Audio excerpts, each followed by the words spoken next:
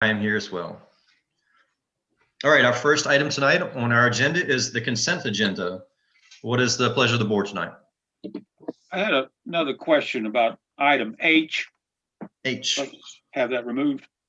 All right, how about we see if there's any others to the question, we'll discuss them, and then maybe we can just make one motion to move forward. How's that? Okay, sure. My question on H, the TDA grant was, is this a for-profit or a nonprofit group? Nonprofit. It's a nonprofit. Commissioner Jones is saying it's a nonprofit. You're absolutely sure of that, Commissioner Jones? It's going to be at the Fresh Fruits Farm, and I know he doesn't do anything for profit. Okay, yeah. So you say it is a nonprofit? Yes, sir. I believe we have Richard Duncan and the chairman of that group in attendance tonight to talk. If you have any questions, if I'm wrong, that's the only one I've got right there, just to make sure they're not for profit. No, it's just going to be a balloon event, everybody. And I see the one thing about this was in response or in honor of our military, and I very much support that. Anyway, that's all I have. All right, thank you for that. Richard or Bob can comment, or we move on. Absolutely. Bob Sykes should be with us. He's the chairman of the TDA. And we also have available, if you wish to speak with him, Jason Brown and Chris Wren, the two who have organized the Balloon Festival. I don't think, Miss Duncan, I don't think any of that's necessary. If Commissioner Foy is satisfied with his answer, I don't think we need to get into a public discussion over the item. Commissioner Jones has been a long-serving member of the TDA board, and so he's familiar with that, which is the value add to bringing his knowledge here tonight to answer that. And I think we're good, but thank you for offering that. Absolutely. Thank you. All right. Are there any other concerns or questions or comments regarding our consent agenda tonight? Hearing none, what's the pleasure of the board? So moved. Approval. All right. Motion by Commissioner Foy, second by Commissioner Speed. Was there a comment, Commissioner Jones? No, sir. I was on second motion. That's all. All right. Very good. I don't want to leave you out. All right. Thank you. So we have a motion by Commissioner Foy, second by Commissioner Speed. Our roll call vote. Commissioner Foy? Yes. Commissioner Jones? Yes. Commissioner Bond is absent. Commissioner Speed? Yes. Commissioner London? Yes. And Commissioner Pierce? Yes. And I vote yes. The yeses have it. It is so ordered. Thank you. Moving on to item number 2 tonight is our comments from the public. This is the time we set aside as a Board of Commissioners to allow our citizens to address the board in matters concerning our county, and they're yielded 5 minutes of our time. I believe I see Mr. Winstead's available. Mr. Winstead, are you there, sir? Good evening. Good evening. Will you state your name and address for the board, sir, and we'll yield 5 minutes to you tonight.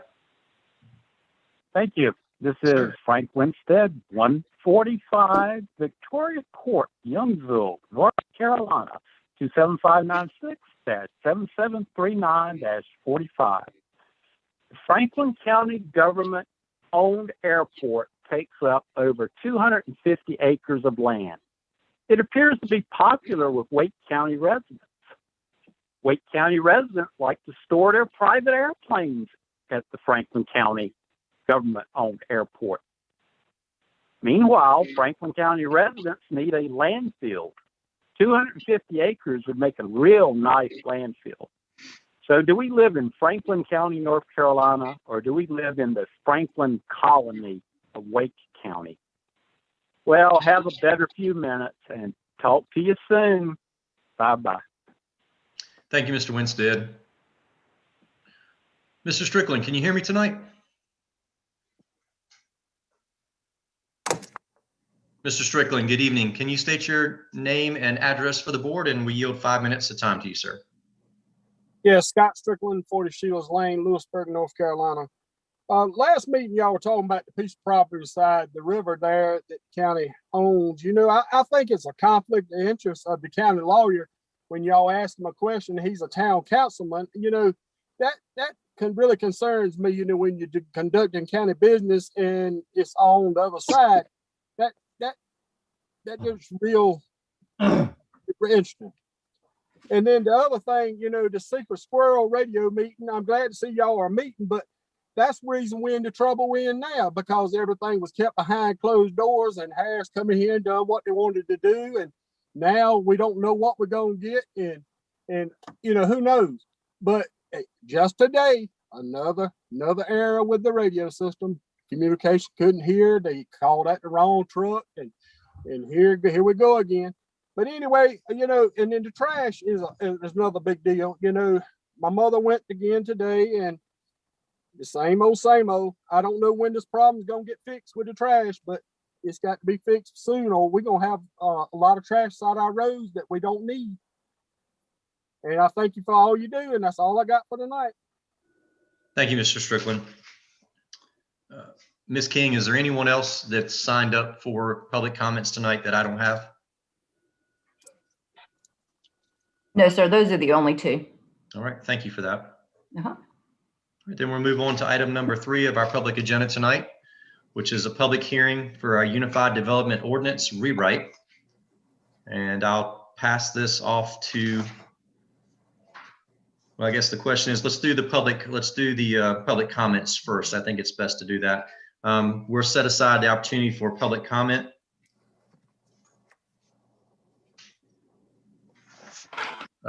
Ms. Denton, Yes. what would you recommend here? Should we move forward with public comment, or should we give the staff an opportunity to speak before public comment?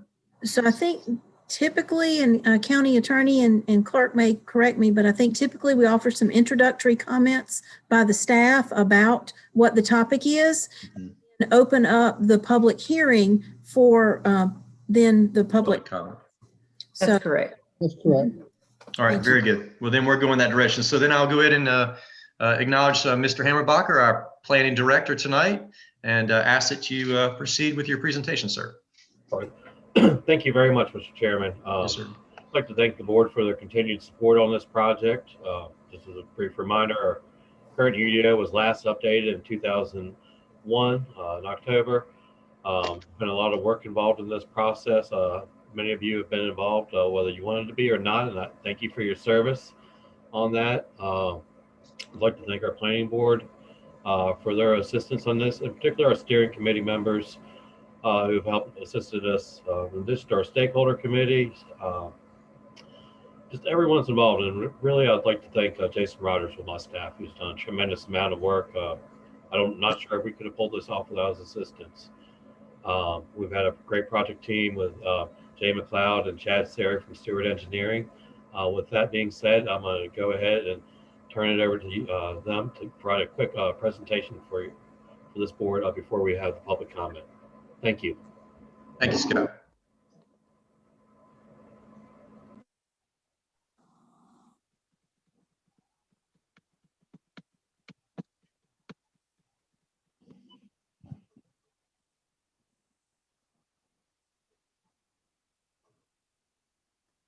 Hi, this is Jay McLeod. I think Chad, if your audio.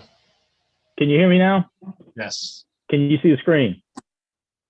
Even more important. Well, that's a home run right there. So, well, first of all, thank you all for, for just a great process that we've been with. I've worked in local government my entire career, on both in the staff side of things and also as a consultant. And this is a really big project that anybody takes on. So it's been a really great opportunity working for the county, working with your staff and working for the project team. So today we're going to go over really, the process that we went on, the journey that we went on, what the 160D statutes actually meant as far as incorporating those into this document, what the revisions cover, revisions incorporated, the adoption process, and then we'll see if there's any questions or comments. So again, I'm Chad Sari. I'm the practice leader for our municipal planning group, and I'm here with Jay McLeod. We started this project back in September of last year. We've done a whole lot in the time frame that this process has started. It's been a testament to the project team. It's been a testament to your staff. It's been a testament to everyone that's really been involved to keep this project moving forward. A lot of moving parts here. So, we started back in September with a lot of staff meetings, gathering data and information.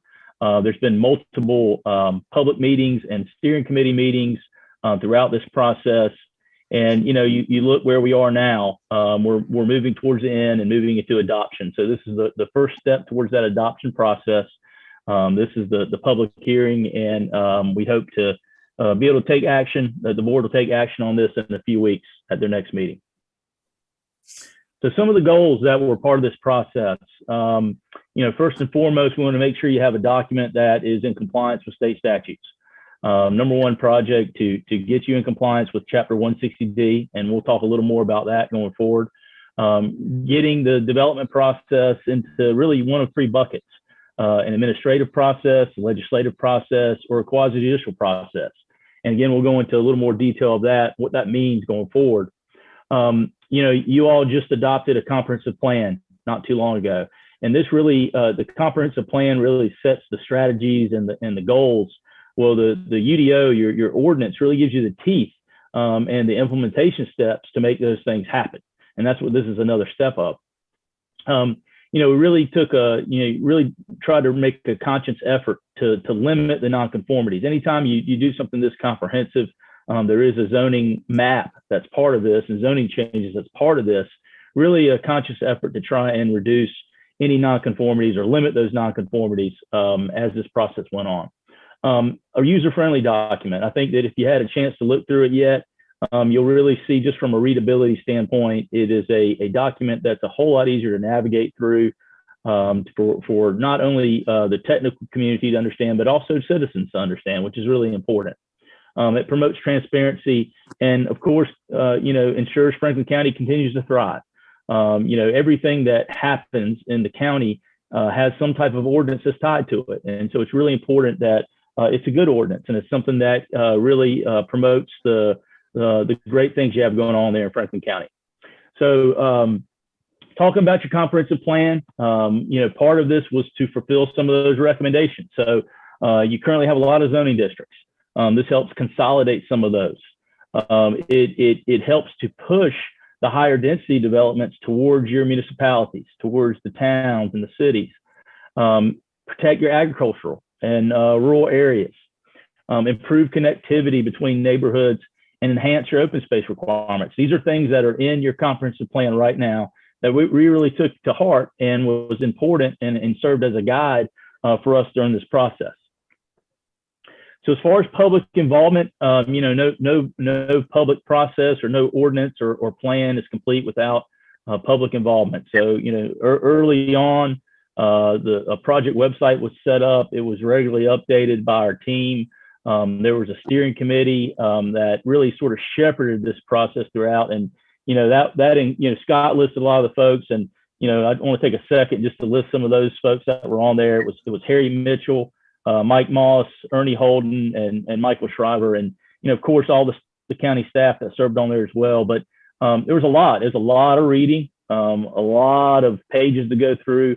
But it was a really good concerted effort between everyone and certainly was a great help to have them. Public meetings. So we had a public meeting back in December. There was another one in February. And of course, we're having these meetings now for adoption. Online survey had been out for about a month to get more public input. The full UDO was posted online for review. And of course, the planning board had a public meeting and made their recommendation in April. And here we are now with the Board of Commissioners. So that's kind of a summary of the public involvement up to now. So as far as compliance with state statutes, really that's what kind of started this whole process. What you've probably heard a lot of is Chapter 160D. And what does that mean? And it was a state mandated requirement that essentially said counties and towns, you've got to update your planning and zoning regulations. And that's has been going on across the state. Y'all are not the only ones going through this. The deadline that was set was initially January of this year, but it got moved to July 1st. So you're right on time for that. And what it does, again, is it consolidates the city and county regulations. You as a county, you used to be subject to the statutes of 163A, and now it's all part of 160D. And what you'll see throughout this, too, is it really clarified the review and approval procedures. So we talked about decision types. So really you think of three buckets that you go through through a development process. The first is administrative, and this is an objective decision that you're either enforcing the ordinance or you're implementing the ordinance or you're not. And this includes most of your zoning permits and administrative decisions. The second one is legislative, and that's really a policy decision. That's your rezonings and your text amendments like we're doing tonight. Those typically are a forum where anybody that has any interest at all can come out and speak for or against it. And again, this includes rezonings and ordinance amendments. And the third is your quasi-judicial, and these are a little more formal. They're called evidentiary style hearings. They require expert testimony. It's a very court-like setting for these hearings. There can't be ex parte communication when you're on the planning board or you're on the board of commissioners, which basically means if there's a case that comes before you, you cannot have any type of communications with that except at the public hearing. So it's a very legal style format. But with 160D, basically these are your three categories that all development processes must go through. So really, it clarifies again the three types of what it is. And I don't want to keep saying this, but it is really important. There's an administrative process, there's a legislative process, and there's a quasi-judicial process. And the chart on your screen sort of outlines what those are. So again, zoning permits, subdivision plats, administrative amendments, site plans are administrative. Your Board of Adjustment, which is another quasi-judicial process, they hear your variances and administrative appeal. So if something has someone disagrees with a decision that your staff makes, that they take it through that administrative appeal process. Your Planning Board serves as a recommendation body. They make recommendations on rezonings and ordinance amendments. And then the Board of Commissioners makes the ultimate decision on rezonings, ordinance amendments, and special use permits. So going to the general format of the UDO, again, I mentioned this early on. It is, it really is amazing just to see what some changes to the format and the layout of your code looks like. The one on the left is your old format. The one on your right really points out how you have prominent articles, chapters, section titles. The incorporation of some colors and charts really adds to the readability of your code. And your new UDO, it has basically 10 chapters or 10 articles, and they're on your screen. They're divided into, really your establishment, your legal standards, your nonconformities, how the ordinance is enforced, your processes, your zoning districts, the development standards that apply throughout the county, how subdivisions are managed, how your signage is managed, the protection of natural resources, and then definitions. And so it certainly has simplified things when it comes to your organization. So again, your review procedures, they're 160D compliant. The development review process has been simplified. Common review procedures have been consolidated. The review table that you have in your code now is very standardized. It helps you really understand if you're going through a process, what hearing type do I need to go through? Who makes the recommendation? Who makes that final action? Who has the right to appeal? And what type of public notice is involved? So very user-friendly, really helps the user understand how they get from point A to point B. And then the other thing also is there's a reduction of your planning board. I believe y'all have 14 members right now, which was a really large number of your planning board. So this was a process that sort of helped right-size that as well. We have table of permitted uses that was updated. So now it's, on your right-hand side, you can sort of see sort of a snippet from your permitted use table. It's now organized by the use group. So you have a group of your residential uses by the category. So household living is the example shown on your screen. And then those individual uses that are on there. So if you're looking for a residential use, you know where to come right here, and you can find out whether it's permitted by right or it's permitted through a special use permit. That's what you see on your screen. And then the other part that you saw is that if you look on the top part of your screen, you'll see the zoning districts. We mentioned this early on. There's a consolidation of some of those zoning districts certainly have been reduced and consolidated. We're going to get into that a little more here. So zoning districts, as part of this process, your entire county was essentially remapped. And your staff did an amazing job of really trying to spread that message and make that available through a swipe map that was on the website, where you could essentially slide your mouse back and forth and see what your property was versus what it was going to be zoned to. But I think the important thing that's part of this was that really a little over 95% was simply redistricting to another residential district or consolidating your residential district. So in the older ordinance or the older former code, you had a lot of residential districts that really were all doing basically the same thing with a couple little minor changes. And this helps consolidate those. This ordinance or the maps have been available for public review. I know that Scott's received some comments throughout this process, and Jason as well. Really been a good opportunity for people to review. And what you see on your screen is an example of the old map on the top and the new map on the bottom. And you can sort of see all the old residential zoning districts where you had the red, the blue, and the green, and a little bit of purple in there, have now been consolidated into one residential district. That makes things a lot more simpler for the people that live there. So as far as the dimensional standards, there was a table created that really helped sort of, again, consolidate some of the residential standards that were out there. So the minimum front setback has been standardized for residential districts at 30 feet, standardized minimum lot width at 100 feet. At 90 feet, and then having some contextual flexibility in there as well, depending on where that particular thing happens in the county. Overlay districts. So this is essentially a district where you have a conventional district or a base district that has certain standards, and then when you have an overlay district that might be on that area, it actually has additional standards that apply to that area. So currently you have an airport overlay, the lake overlay, and the watershed supply, water supply watershed protection overlay. This one actually incorporates a highway overlay that is along US 1, and you see the overlay areas on your screen. And this really focuses on the architectural, some basic architectural design requirements, materials, setbacks and access, landscaping, building appearance, and then driveway access. This was something, again, that I think was important as part of the comprehensive plan and thing that we really vetted through with the steering committee. So some other highlights. Open space was something that was important in the comprehensive plan and certainly should be important.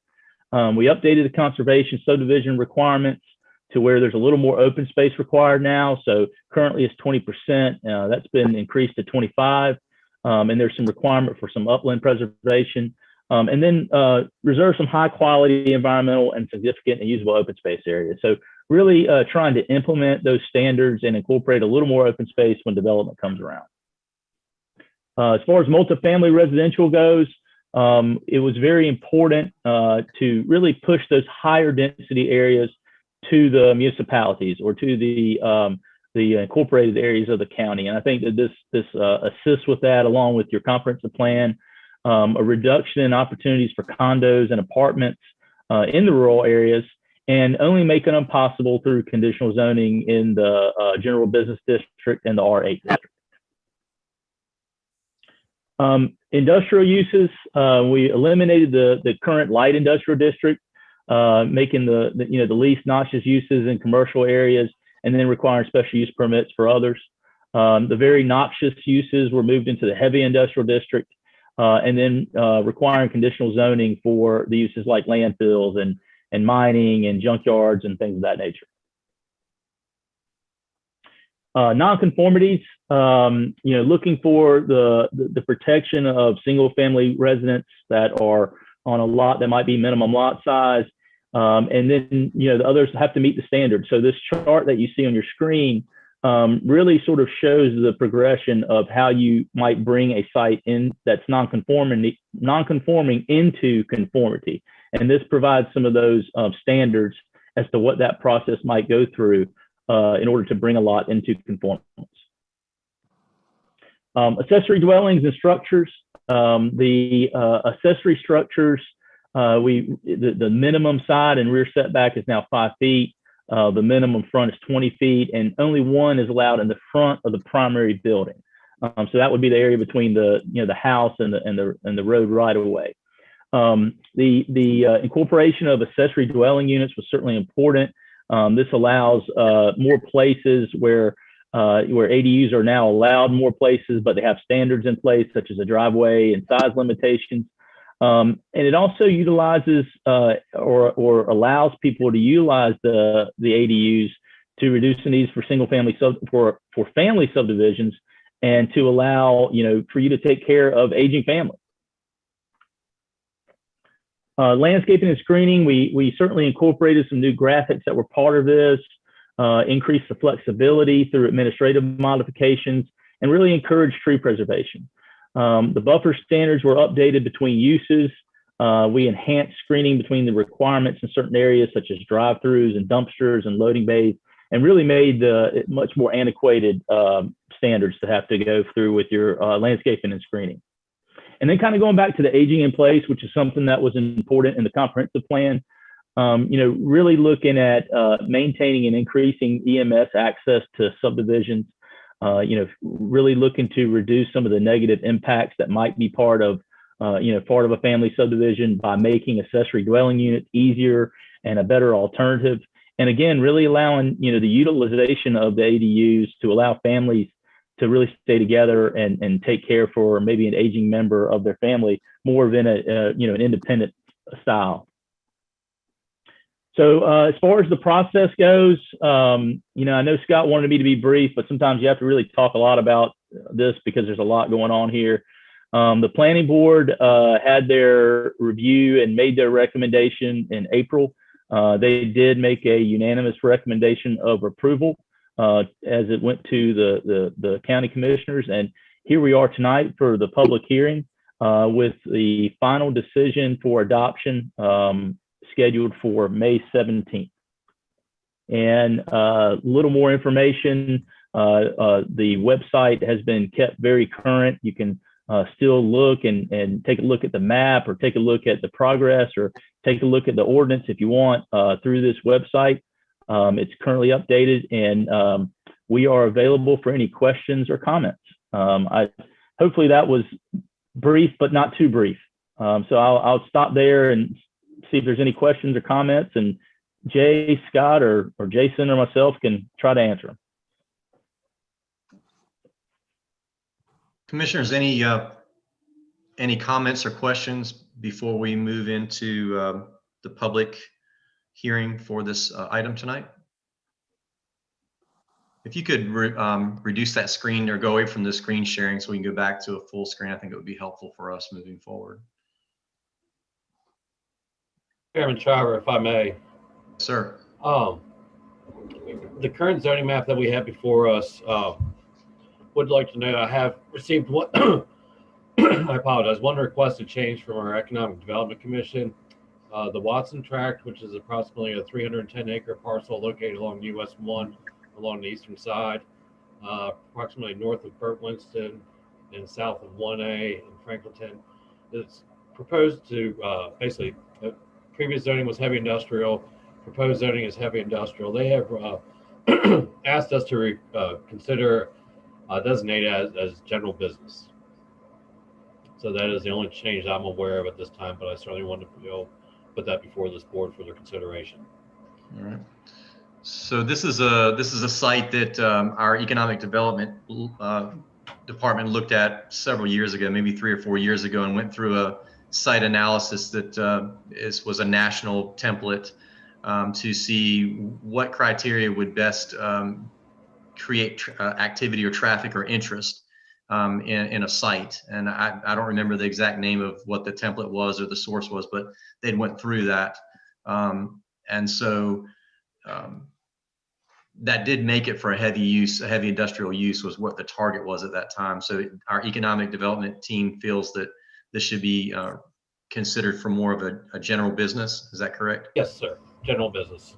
Is there any background you want to add on that, Mr. Herrenbacher, as far as what I just shared? I think it's just important for the commissioners to have a little bit of a background understanding of what it was and what we had done and maybe why we're moving in this direction. Sure. The way it is right now, that previously they had gone through a site readiness program paid for by Duke Energy, I believe.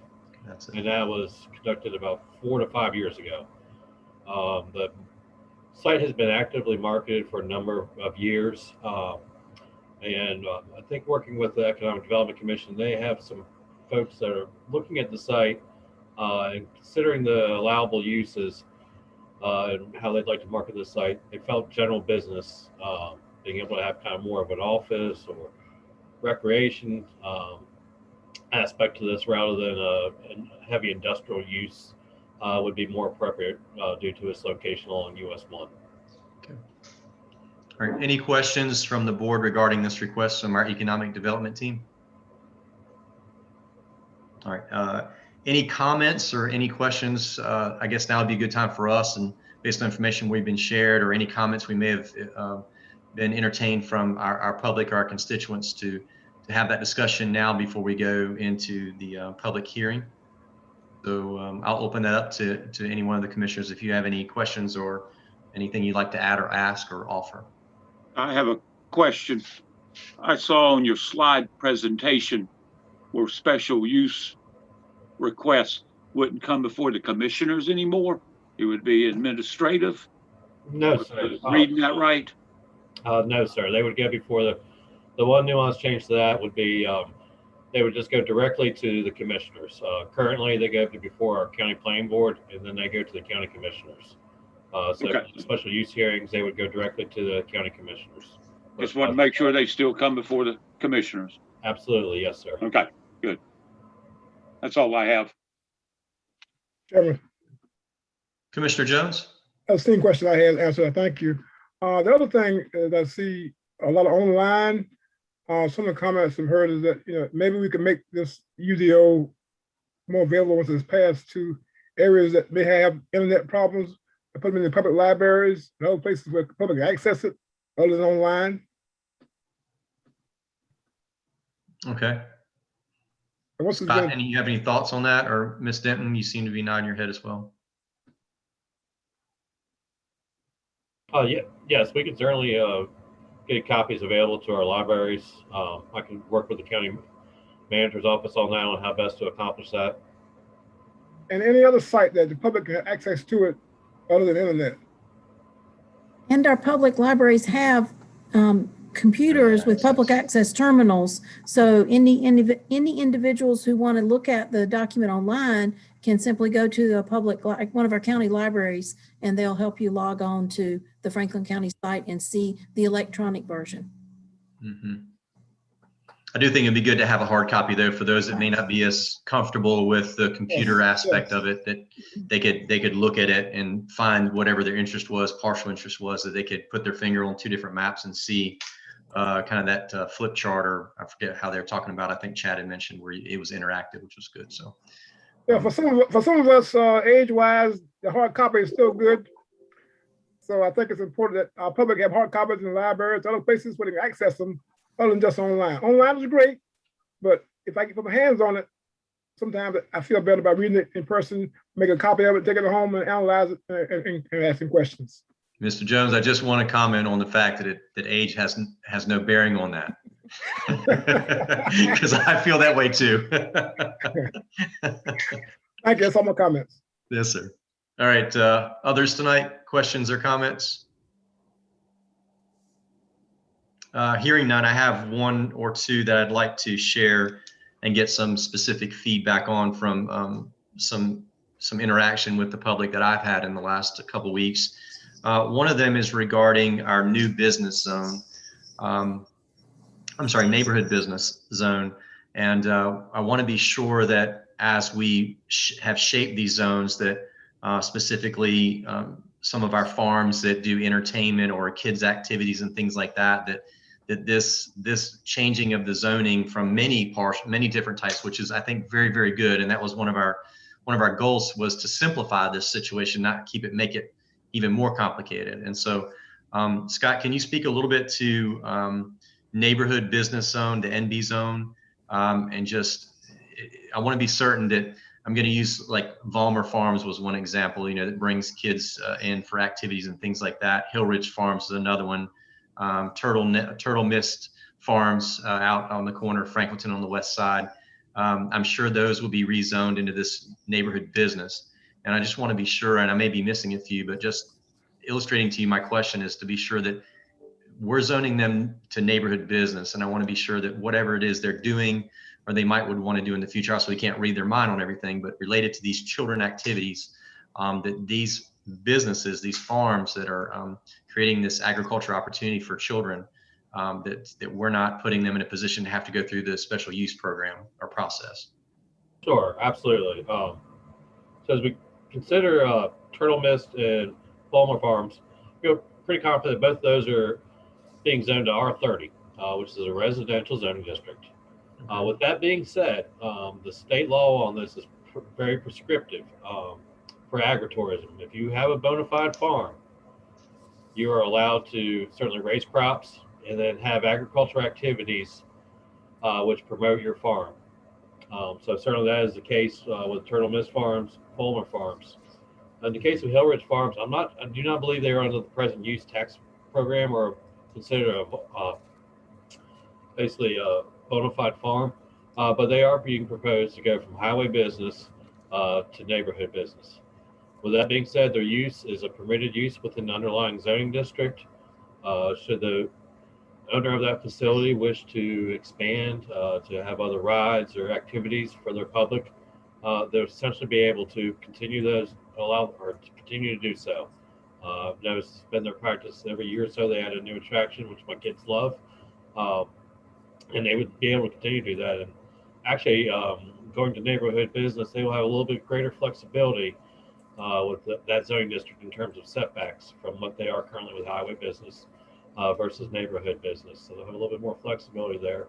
Now they'll still have to require with the state mandated stormwater requirements.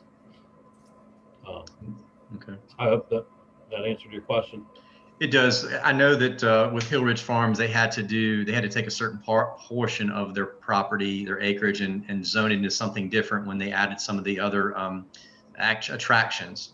And so I just want to be sure as we kind of consolidate these zonings and put them all together and bundle them nicely, that this puts them at the same spot, and if nothing else, maybe softens and increases their flexibility if they want to.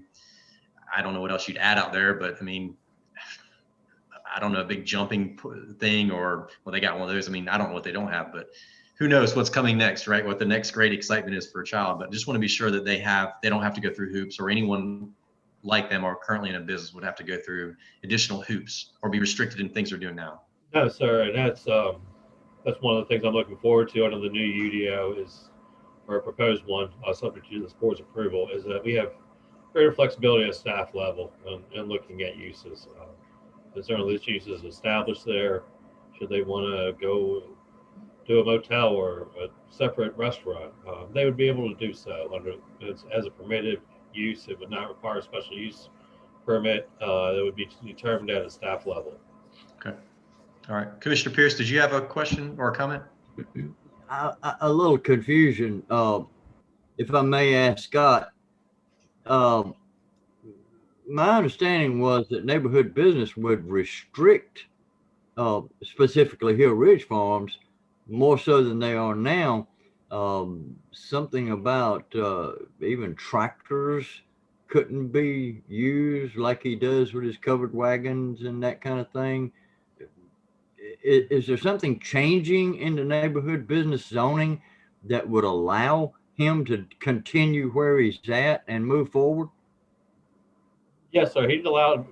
We wouldn't regulate someone driving a tractor on their property. We're looking at it. It's a recreation or amenity, or basically a park. And so, with that being said, that is allowed within the underlying zoning district. And the use of being able to put their splash pad to their jumping pads, everything else, certainly that would be permitted. Whether they're driving a tractor or a golf cart, no, sir, that's not something we'd get into. Okay, thank you. Thank you. Any other comments on the neighborhood business? All right. Well, I've got one other one, and this is regarding off-site septics.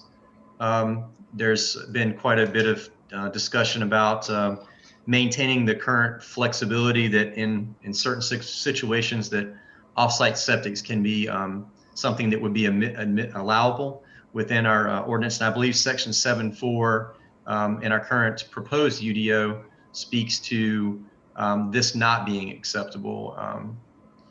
Is that correct for the most part? Am I on the right spot here? Yes, sir. Okay. That's So, it.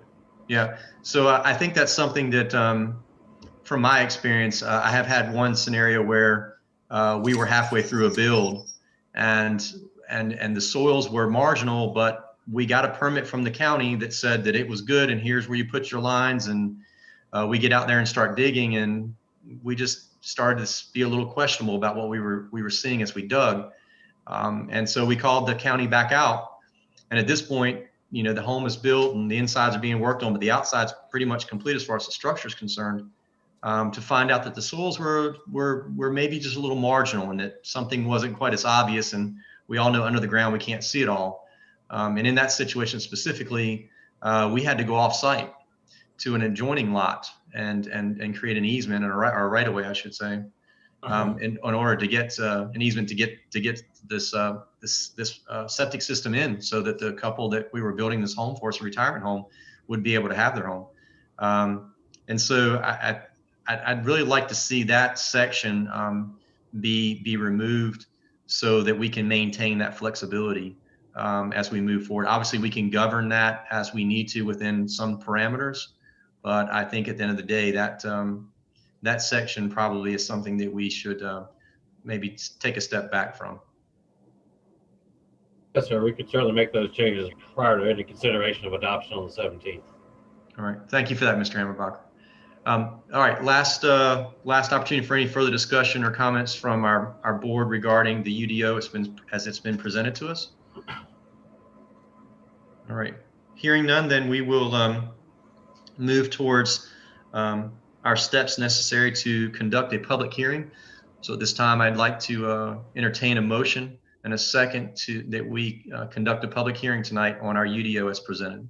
So moved. Second. I have a motion and a second by Commissioner Pierce and Commissioner Jones. And we will do a roll call vote on this. Commissioner Foy? Yes. Commissioner Jones? Yes. Commissioner Speed? Yes. Commissioner London? Yes. Commissioner Pierce? Yes. And I vote yes, and yeses have it, so ordered. We will now move into a time of public hearing where we will entertain comments and concerns, thoughts, and suggestions from the public. We will yield 5 minutes of time to each person, and I'm going to coordinate with our clerk, Ms. King, and Mr. Floyd, who is our IT director, in getting these folks online and able to speak for us tonight. So thank you, Mr. Floyd, for getting Mr. Frank Winstead up. Mr. Winstead, can you hear me tonight, sir? Yes, I'm back again. Very good. Thank you, sir. If you would, one more time, state your name and address for the benefit of the clerk. We yield 5 minutes to you, sir. This is Frank Winstead, 145 Victoria Court, Youngsville, North Carolina, 27596-7739-45. Redistribution of wealth and some retaliation is what this Unified Development Ordinance is all about. 16,000 changes are buried in that proposal. Don't worry, I will focus on just one concrete example of how the Planning Department has weaponized the UDO to silence public opposition. Back in August 2020, a small-time developer came before the Board of Commissioners seeking a text amendment for a storage site on NC 96 near the entrance to Old Liberty. There was heavy opposition from Old Liberty property owners. At the time, it struck me as strange that a developer would even attempt such a complicated process when the UDO was coming up for revisions in a few months. Since the Planning Department supported the developer, why not avoid a public spectacle and just get the Planning Department to bury the change among many other changes when the UDO came up for revision? This is how developer-friendly planning departments usually suppress public input. Well, the public outcry at the August 2020 public hearing stopped the developer and the planning department. The board turned down the text amendment request. Now here we are. Recently, I was thinking, would the planning department be so arrogant as to try to erase the work of the public and the elected commissioners through the UDO, by means of the UDO revisions? I checked the proposed zoning maps online. Not only did the Franklin County Planning Department reverse the Board of Commissioners, but they actually favored the developers with rezoning. Not only the original lots, but also 2 additional lots from residential to neighborhood business. I guess the great and glorious planning department is showing those old Liberty folks who really makes decisions in Franklin County. If that was not bad enough, the planning department is adding the rural business category to the neighborhood business category. What does that mean in practical terms? Not only will the old Liberty residents have to tolerate a business literally abutting their backyards, the new zoning would allow farm-related businesses there. That could include selling fertilizer and manure. Or how about someone opening a business there, renting out manure spreaders to farmers? When not out in the fields, those manure spreaders would just be sitting there behind the homes of Old Liberty. So this UDO increases the value of some properties by taking value from other properties. And clearly the planning department is taking its vengeance out on the Old Liberty folks who dared to question the judgment of the Franklin County Planning Department. That is all I have at this time. Thank you. Thank you, Mr. Winstead. Good evening, Miss Allen. Can you hear me tonight? I can. Can you hear me? Yes, ma'am. Welcome. If you would state your name and address, we will yield 5 minutes to you tonight for your comments. Thank you so much. I'm Yes, Lucy ma'am. Allen, 312 North Main Street in Lewisburg. And I'm pleased to be with you. And thank you for all of you for your service. It's not an easy task. Tonight, I'm addressing only one subject as pertains to the rewrite of the Unified Development Ordinance and the proposed zoning map. I have no knowledge of or comment on the virtual workshops and stakeholder interviews or guidance from the steering committee, which were utilized to solicit feedback and guidance and incorporated into the comprehensive development plan adopted in May 2020. Until notice of this hearing was published, I had not followed that process or seen the draft zoning map or the rewrite of the Unified Development Ordinance on the county's website, which has been there since February 21st. As I was involved in the establishment of the first planning board for Franklin County, the land use plan and countywide zoning, I sincerely regret that I have not followed it more carefully. At the time, the controversy over those steps was immense. But I feel like the commissioners are continuing along the right path to making sure that we move ahead in the interest of our citizens. My concern and comment are directed towards the lack of dissemination of notice of this public hearing. Only because I read the News Observer cover to cover did I see the 1/2 page notice of this hearing on the last page of the sports section of the News Observer. Granted, it was with the legal notices, but hardly directed to the attention of most Franklin County citizens. I would like to urge the commission to schedule another public hearing on this crucial issue with adequate legal notice and local notice to Franklin County citizens. Citizens deserve that. They are unaware, many of them, of the technological and website advantages to them, or for instance, in the Northeast section of the county, they have no ability to access those. So that would be my request, that you schedule a second public hearing with adequate local notice to Franklin County citizens, with not a legal notice, half a page on the last page of the sports section of the News Observer. Thank you. Yes, thank you, Ms. Allen. All right, Ms. Filsinger, can you hear me tonight? Jennifer, you there? I'm here, yes. Hey, Ms. Filsinger, if you will state your name and address for the benefit of our clerk tonight, we yield 5 minutes of time to you. My name is Jennifer Gary with Hill Ridge Farms, and my father is here also, John Hill. And I appreciate the time to address the board. Our biggest concern is that we have been put into neighborhood zoning. And, you know, we appreciate everything you guys specifically mentioning Hill Ridge Farms, and that we will be able to do business as usual, continue to grow. We've got lots of great things planned over the next year, you know, to add to our business for families to come out and enjoy in our local area. But our biggest concern is why we were not selected to be put in general business with the volume of business we bring to Franklin County, you know, through tourism and, you know, lots of large events that we do. We don't quite understand when we read the specifications for neighborhood business, why we were selected for that versus general business.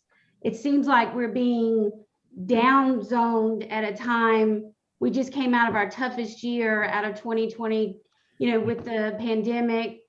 We don't understand why we would actually, you know, be put in a more restrictive zone when we're trying to do basically everything we can just to even survive. So I would like to turn over the rest of my time for you to explain why we were selected for neighborhood zoning versus general business, which we feel would be more appropriate for what we do.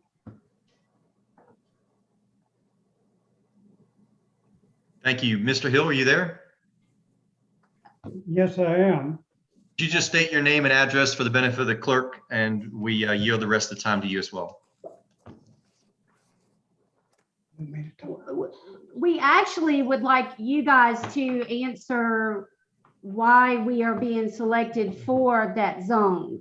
We Okay. would like to turn over our time for that. Sure. So during public comment, we listen. We don't, as the board, discuss this or discuss it with you. But I'm taking very detailed notes, and I have here why not general business might be better. I need to look into this. So I'm definitely willing and able to follow up on these questions for those that make their comments. Okay, well, I do have a couple more comments then if you're not able to give any type of feedback. Sure. When we read through the ordinances for neighborhood zoning, it was very specific as far as we could not have amplified music. Our own equipment could not be visible from the road. There is some very strict restrictions in neighborhood zoning that I don't feel either they're not being noted, they're not being considered, but it is a serious concern for our family business. And I'm asking, and we spoke to the planning director, and, you know, and several of the commissioners have, and you guys have all assured us that it will not change our business model at all. But when you actually read it, it's very contradictory. So we definitely would like to express our concerns that what we're being told and what we're reading just doesn't match up and doesn't seem appropriate. And we would formally like to request us to be considered for general business. I know the Watson land you guys mentioned, you know, was being considered for a change, and we would like to be considered to go to general business. All right. Ms. Gary, does that conclude your comments? Yes. All right. Well, thank you, as well as Mr. Hill, for being here tonight, and we're making notes, so thank you. Thank you. All right, Mr. Floyd, if we could go back, possibly, is a Jennifer Filsinger from 605 Clubhouse Drive available?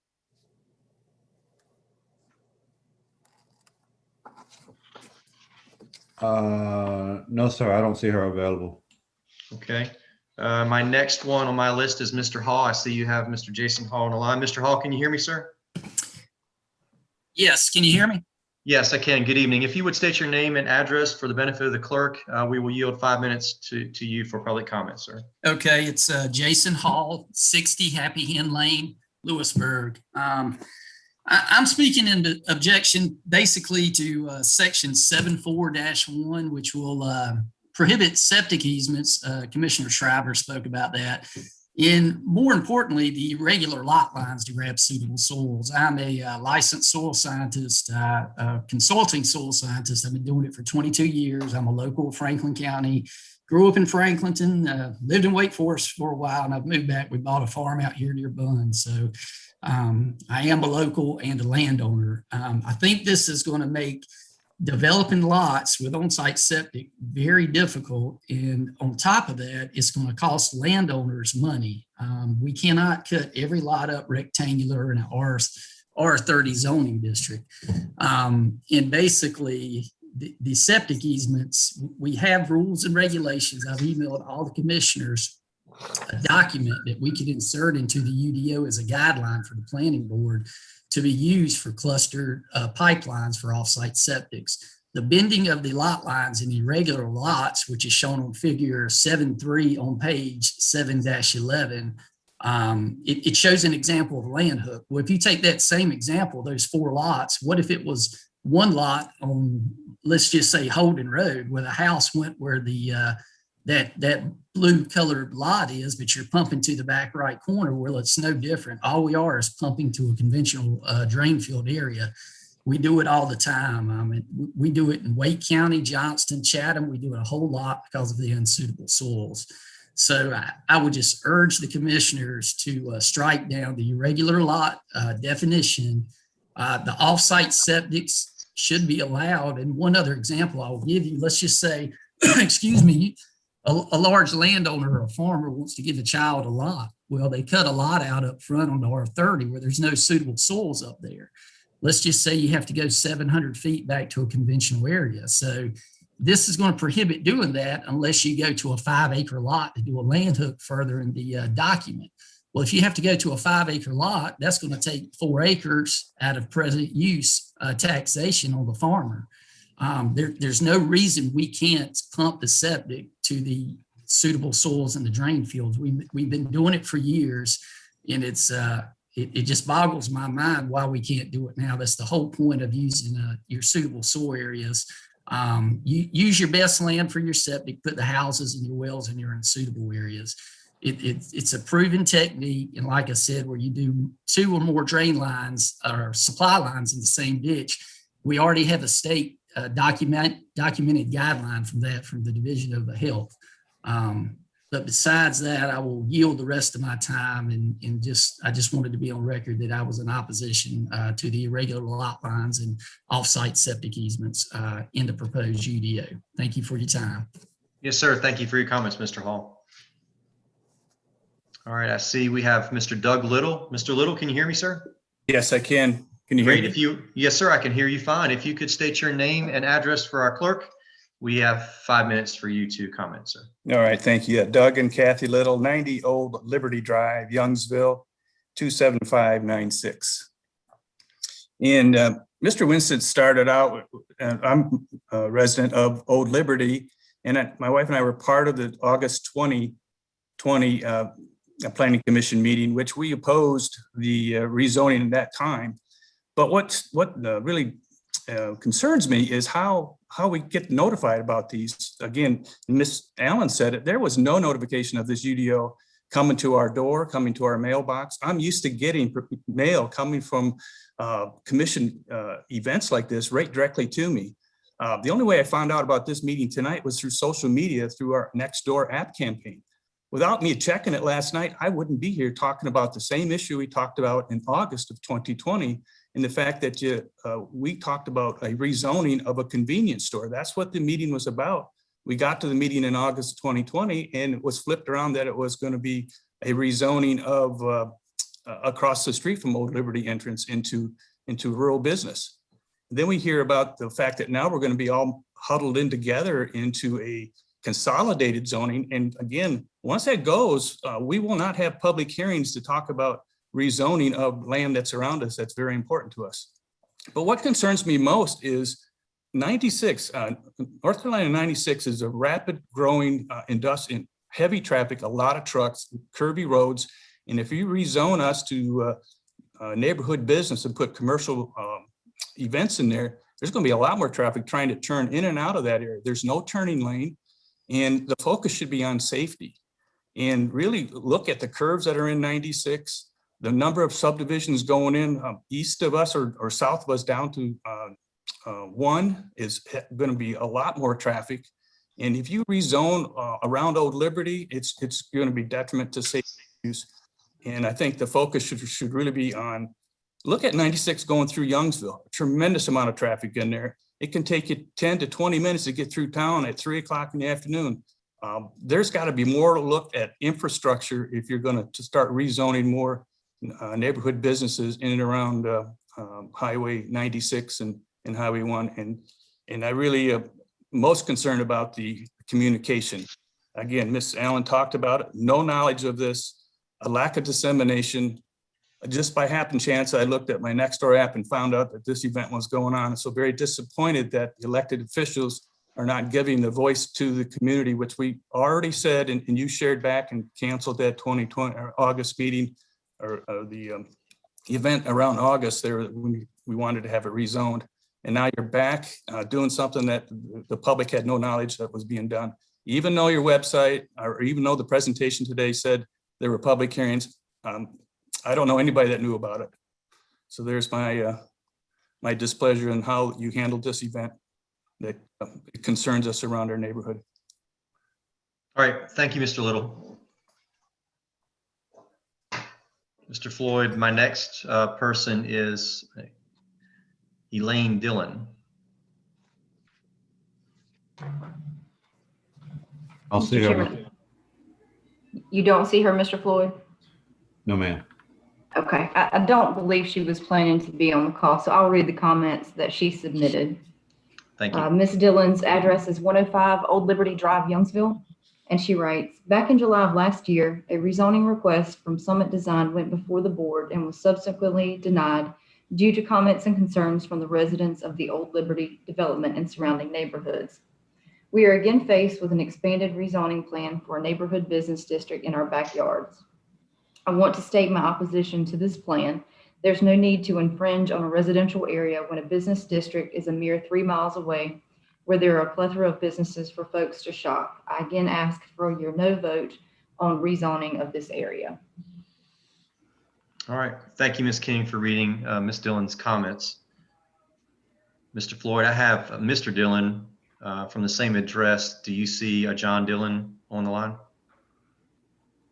No, Mr. Chairman. All right. I also have comments from John Dillon. His address again is 105 Old Liberty Drive, Youngsville. I'm sure that you're aware that in July of 2020, residents of this area were confronted with a rezoning request that was subsequently denied. Here it is on the table again. During that time, there was a question of a mini market type business to be built and everyone denied it. Well, such a business is being built as we speak at or near the entrance of our community. To the present request of rezoning so that the areas at or near the entrance of Old Liberty on Route 96 can be further subject to commercial development under the category of RB and NB, I demand this request be denied. My wife and I purchased a home in Old Liberty because it was not a commercial area. It appeared to be peaceful and safe. We did not expect the area to become a small metropolis for the fact there are numerous shopping and businesses located about 3 miles away. I trust that the Franklin County Commissioners will do the right thing and not fall to the wishes of commercial development, but to the residents of the area. Again, I demand that you vote no to the rezoning of this area. Thank you, Ms. King. Mr. Floyd, I have a Michelle and Gordon Quick.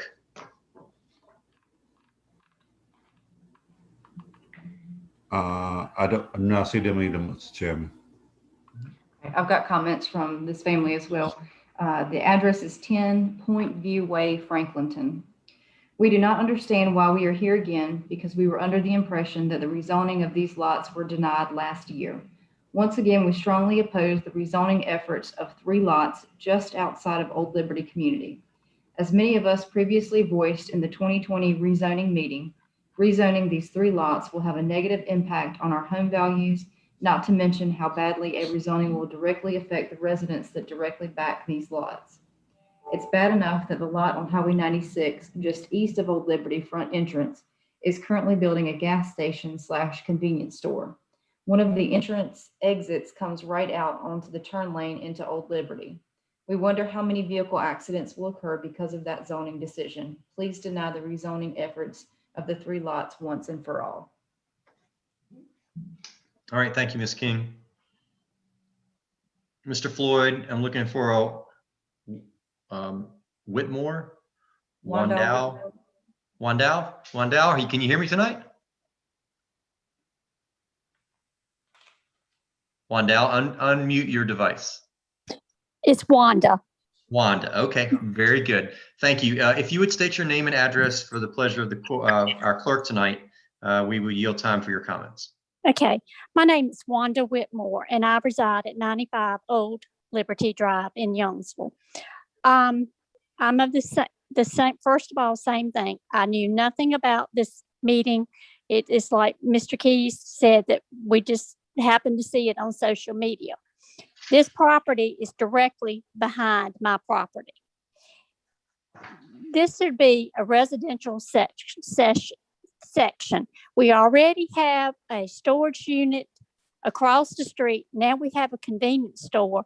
You're going to decrease the value of our property, and you're going to discourage people from wanting. We have new construction going up on our street now.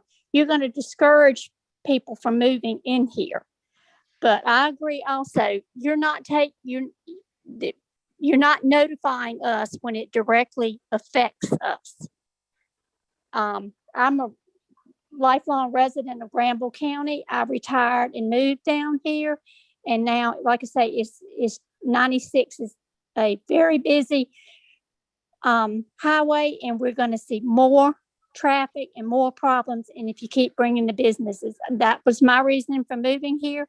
I can be anywhere I need to be to get anything I need in 5 to 7 minutes. We don't need anything else here. You need to let people live in a community and have a community. We don't want to be a business. Thank you. Thank you, Ms. Whitmore.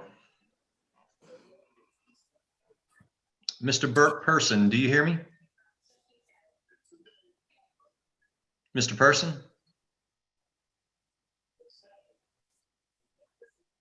Mr. Pearson, if you can hear me, unmute your device. I tried to.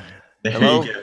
Yes, You sir. got it? Hello. I can hear you fine Okay. now. If you state All your right. name and address for the benefit of our clerk, we yield 5 minutes to you. Thank you for your opportunity to speak. My name is Bert Pearson, 241 Camping Creek Road, Franklinton, North Carolina, 27525. I'm basically the individual speaking on behalf of all persons living in zones R30.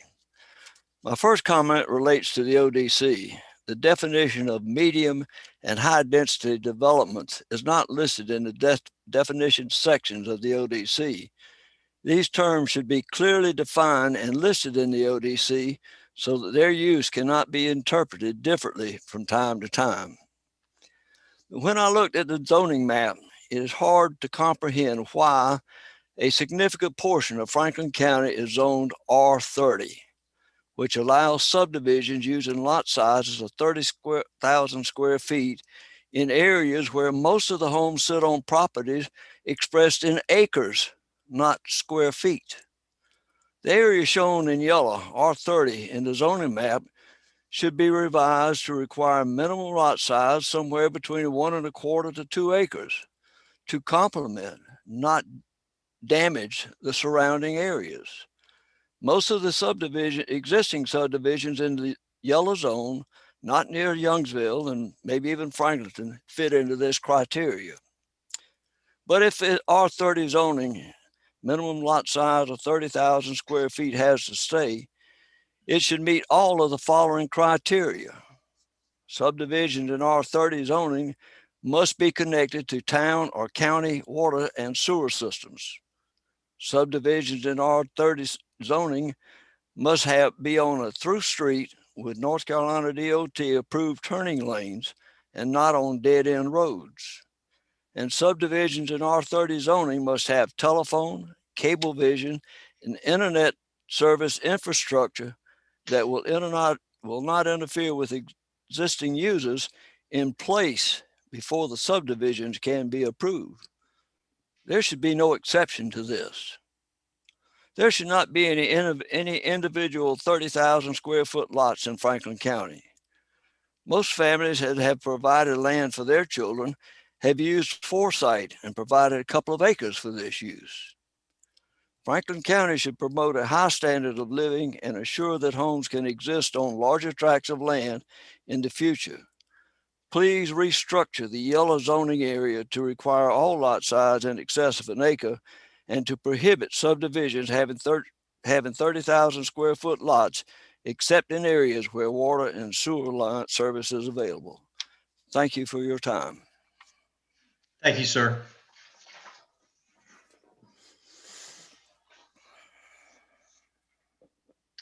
All right, the next one I have on my list is Jamie Jackson.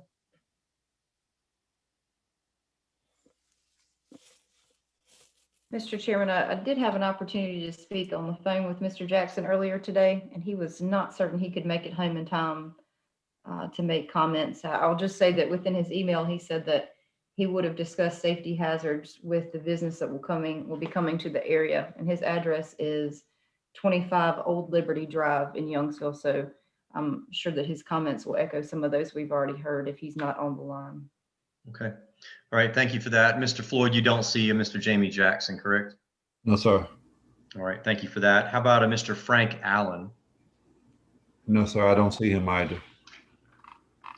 I have some comments I can share.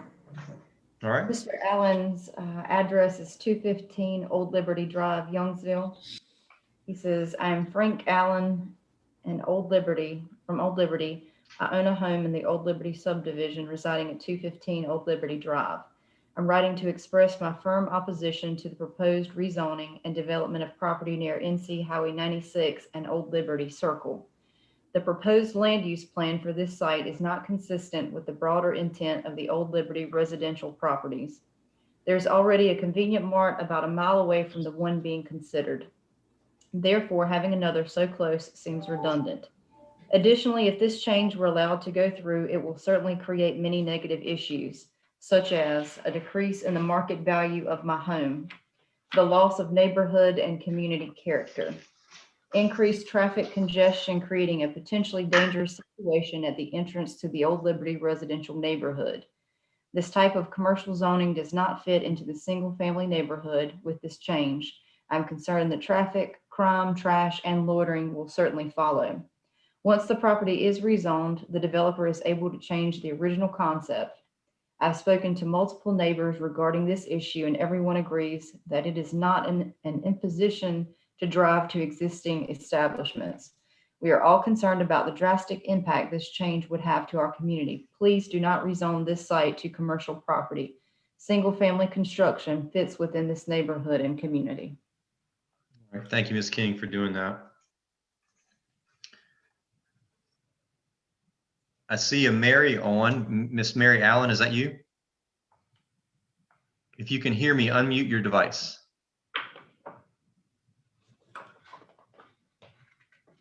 Mary, can you hear me?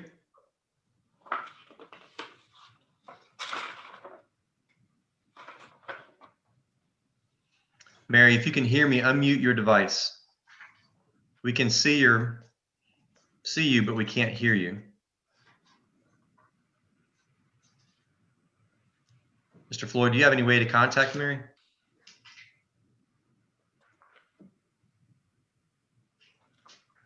Mr. Floyd, can you hear me? Yes, sir. Good. Do you have any way to have contact with the citizen that's named on our screen, Mary? I do not have a phone number or any contact information for Mr. Chairman. Mr. Chairman, I do have some comments that she submitted. I can go ahead and read those. All right, if you would, that would be great, Ms. King. Thank you. Okay. Her address is the same as the gentleman before, 215 Old Liberty Drive, and her comments are similar. My name is Mary E. Allen. I'm an Old Liberty resident living at 215 Old Liberty Drive. I'm writing to express my opposition to the proposed rezoning and development of property at NC Highway 96 and Old Liberty Circle. The proposed land use plan for this site is not consistent with the broader intent of the Old Liberty residential properties. Allowing this change to happen creates many negative issues, such as the loss of neighborhood and community character, a decrease in the market value of my home, increased traffic congestion, creating a potentially dangerous situation at the entrance to the Old Liberty residential neighborhood, the destruction of green space and mature trees, as well as driving animals out of the area onto Highway 96, causing accidents. This type of commercial zoning does not fit into the single-family neighborhood. With this change, I am concerned that traffic, crime, trash, and loitering will certainly follow. Once the property is rezoned, the developer can change the original concept. Please do not rezone this site to commercial property. Single-family construction fits within this neighborhood and community. All right, thank you for that, Ms. King. The next person I have is Mr. Robert Sossaman. Mr. Sossaman, can you hear me tonight? I can. Can you hear me? Great. Yes, sir. I can hear you. If you would state your name and address for the benefit of our clerk, we yield 5 minutes to you for comments, sir. Sure. My name is Robert Sossman. I live at 120 North Ridgeview Way in Franklinton, North Carolina, 27525, part of the Old Liberty subdivision. I was multiple things. I was part of the haul back in August of last year that was successful in blocking the first round attempt of getting new business rezoning done outside New Liberty or outside of Old Liberty. Again, I have to echo the thoughts that none of these proposed rezoning changes have been ever posted out for public consumption other than coming in to see the UDO. If it wasn't for social media, I wouldn't know that these are here, which means that they weren't even posted on any route of 96. And I'm in and out of 96 multiple times a day on my way up 96 to Durham to handle daily business. The overreaching of the planning board really needs to be put in check for these types of issues. Otherwise, why have a county commissioners to begin with? You guys listened to us back in 2020. That should have laid this all to rest at that point in time. And not only has the rezoning gone from the proposed 3 blocks, now it's 2 blocks and more across the street. And none of that makes any sense as to what the proposed changes were at the time. And we have no idea what those proposed changes might turn into that will further detriment the neighborhood as a whole.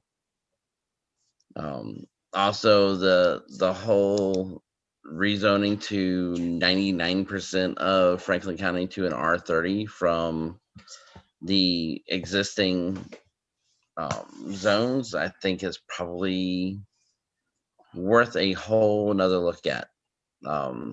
I could echo just about every other person I've heard on the call earlier.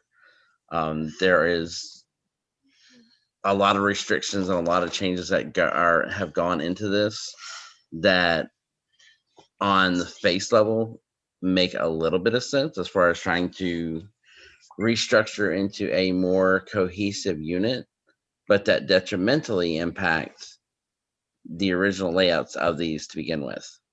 While I think a UDO is probably a good thing to do, it needs to be a lot more piecemeal, a lot more public, and a lot more notified out to people, because if we didn't have social media in this day and age, there's no telling what would have been pushed through already. Thank you for your time. Yes, sir. Thank you for your comments. All right, my next person is Shane Chieri. Shane, can you hear me tonight? Shane, can you hear me? If you can hear me, unmute your device, sir. Hello, this is Shane Chieri. Yes, good evening. If you state your name and address for the benefit of the clerk, we yield 5 minutes for your comments, sir. Yes, I'm Shane Chieri. I'm at 505 Longview Drive in Youngsville. and I live in the Old Liberty subdivision. And I was, we were on the call last year about the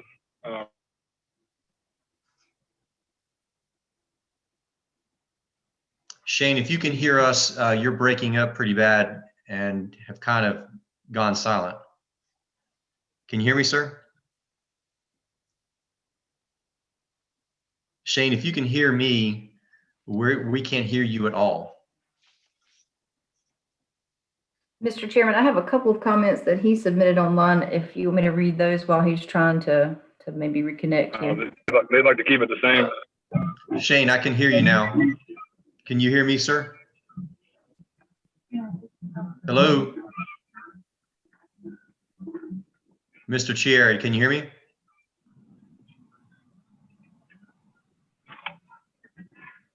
Shane, one last time. Can you hear me, sir?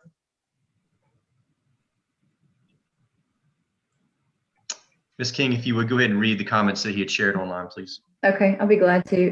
505 Longview Drive.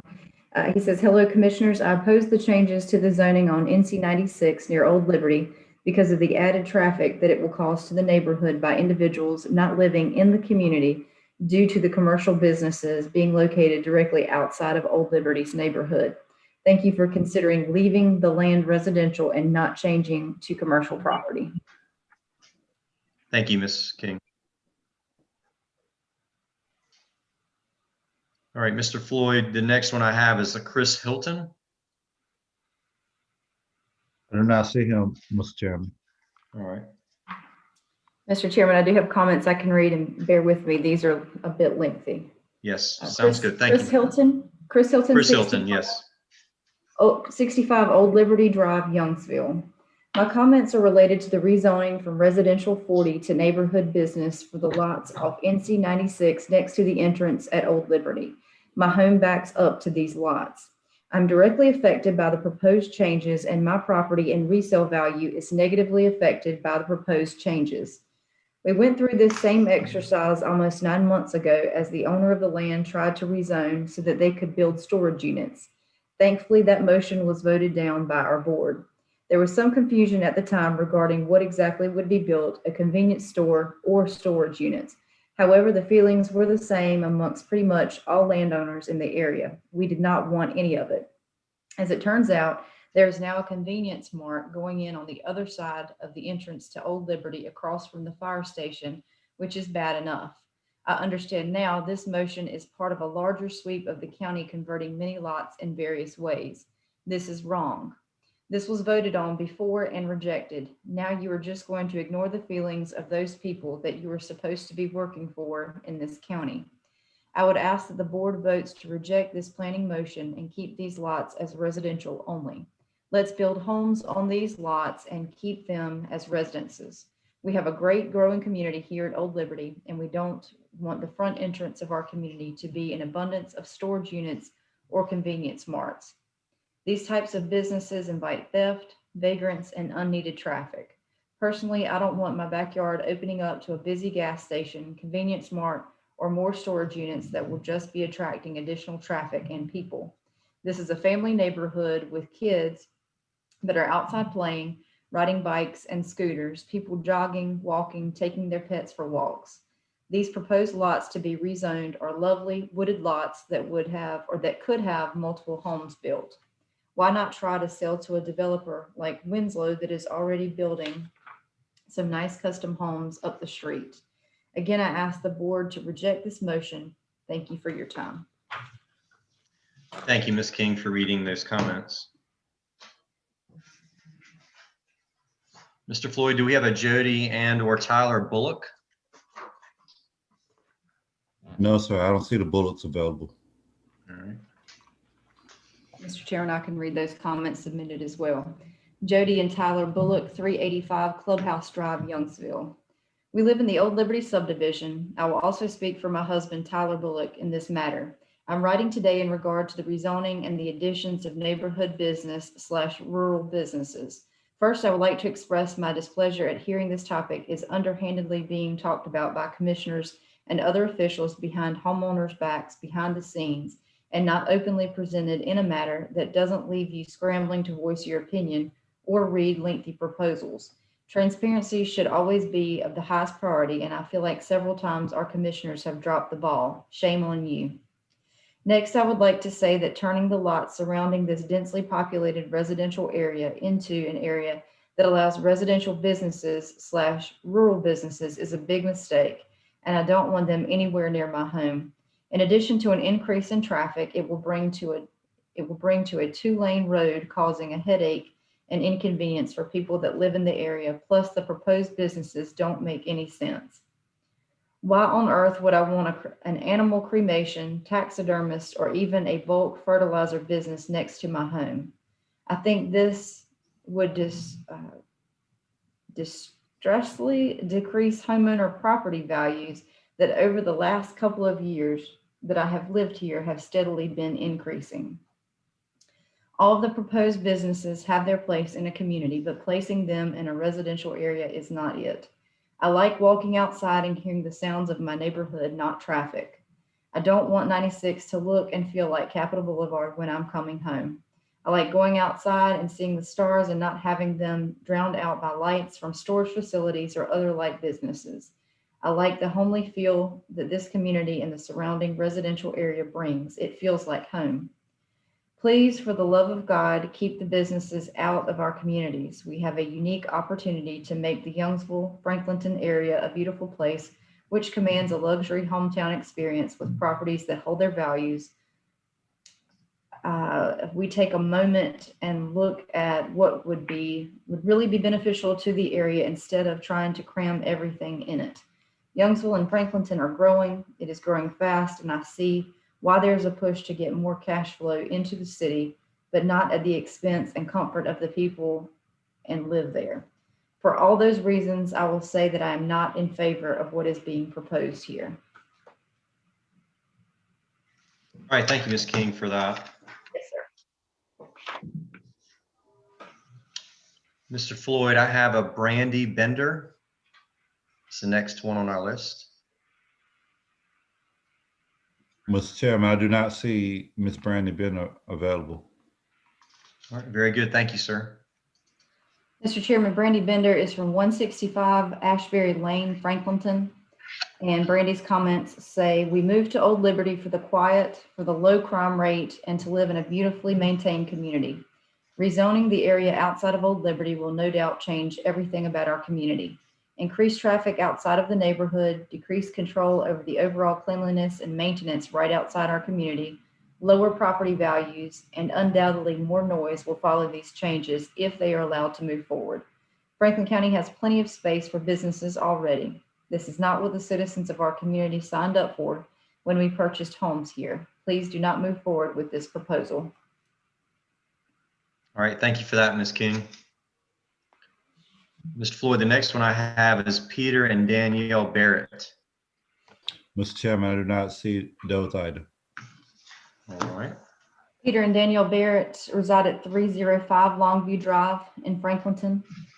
They say, hello and thank you for taking the time to read our comments. We oppose, as we originally opposed last year, the ability to rezone and build rural businesses in our community. Our community has already been desecrated with the allowance of a gas station to be put in at one entrance, a gas station that is in violation of NFPA Code 30A, which states a gas station cannot be put in across the street from a fire station or backed up to a residential property. Please do not approve additional rural businesses that will drop our home values and add increased traffic on our already failing infrastructure. Our community already has too much traffic coming through our narrow residential streets. People use our roads as cut-throughs daily. Our roads were not built to sustain the kind of traffic that is coming through now, let alone the enhanced traffic that will jeopardize the children/families of our community. If you are to approve the rezoning to rural business, it is requested that you fix our roads and/or add that as a stipulation to the developer who wants to build there. Again, thank you for your time and for reading our disapproval of the rezoning request. All right. Thank you again, Ms. King. Next one up is Kate and Sean Cummings. Mr. Floyd, do you have Mr. and or Mrs. Cummings? Mr. Chairman, I do not see the comments available. Thank you, sir. Okay, Kate and Sean Cummings, 25 North Ridge Way, Franklinton. They are also Old Liberty residents. Hello, and thank you for the time taken to read our comments. We oppose the ability to rezone and build rural businesses in our community. Our community has already been desecrated with the allowance of a gas station to be put in at one entrance, a gas station that is in violation of NFPA Code 30A, which states a gas station cannot be put in across the street from a fire station or backed up to residential property. Please do not approve additional rural businesses that will drop our home values and add increased traffic on our already failing infrastructure. Our community already has too much traffic coming through our narrow residential streets. People use our roads as cut-throughs daily. Our roads were not built to sustain the kind of traffic that is coming through now, let alone the enhanced traffic that will jeopardize the children and families of our community. If you are to approve the rezoning to a rural business, it is requested that you fix our roads and or add that as a stipulation to the developer who wants to build there. Again, thank you for your time and for reading our disapproval of this rezoning request. All right. Thank you again, Ms. King. Mr. Floyd, I have a Gina Eck. Mr. Chairman, I do not see Ms. Eck. All right. Gina resides at 80 North Ridge View Way, Franklinton. And she writes, with the rezoning into the Old Liberty subdivision, we are not equipped to handle public traffic traveling through our neighborhood. If these changes take effect, I expect to have Franklin County help transfer the private roads within Old Liberty subdivision, and in parentheses, she says Longview Drive and Clubhouse Drive, to public.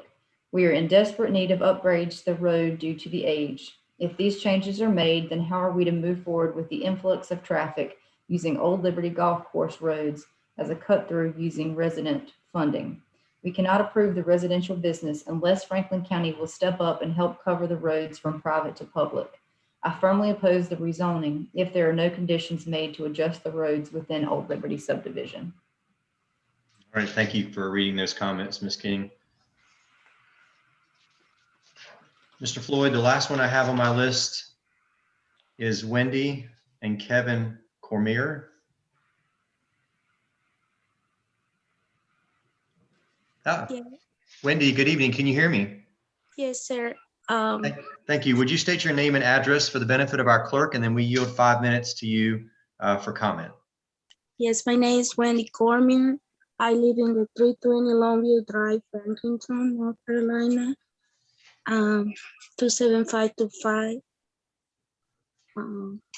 I just gonna say it quick. I am not agree in the rezoning, and I hope that you understand why all this community is taking the time to say something about this. This is a nice community, this is quiet, and this is why we all came here to live. Please respect us. Thank you so much and have a good night. Thank you, ma'am, for your comments tonight. Ms. King, have I missed any on your list? No, sir. I think that we've covered everybody on the list. I believe Ms. Cormier's comments were the last that I had. Very good. At this time, we have heard from the public comments that have signed up to share with us tonight. And we will move towards a motion and second to close this public hearing. Move to close public hearing. Second. I have a motion by Commissioner Pierce and a second by Commissioner Speed.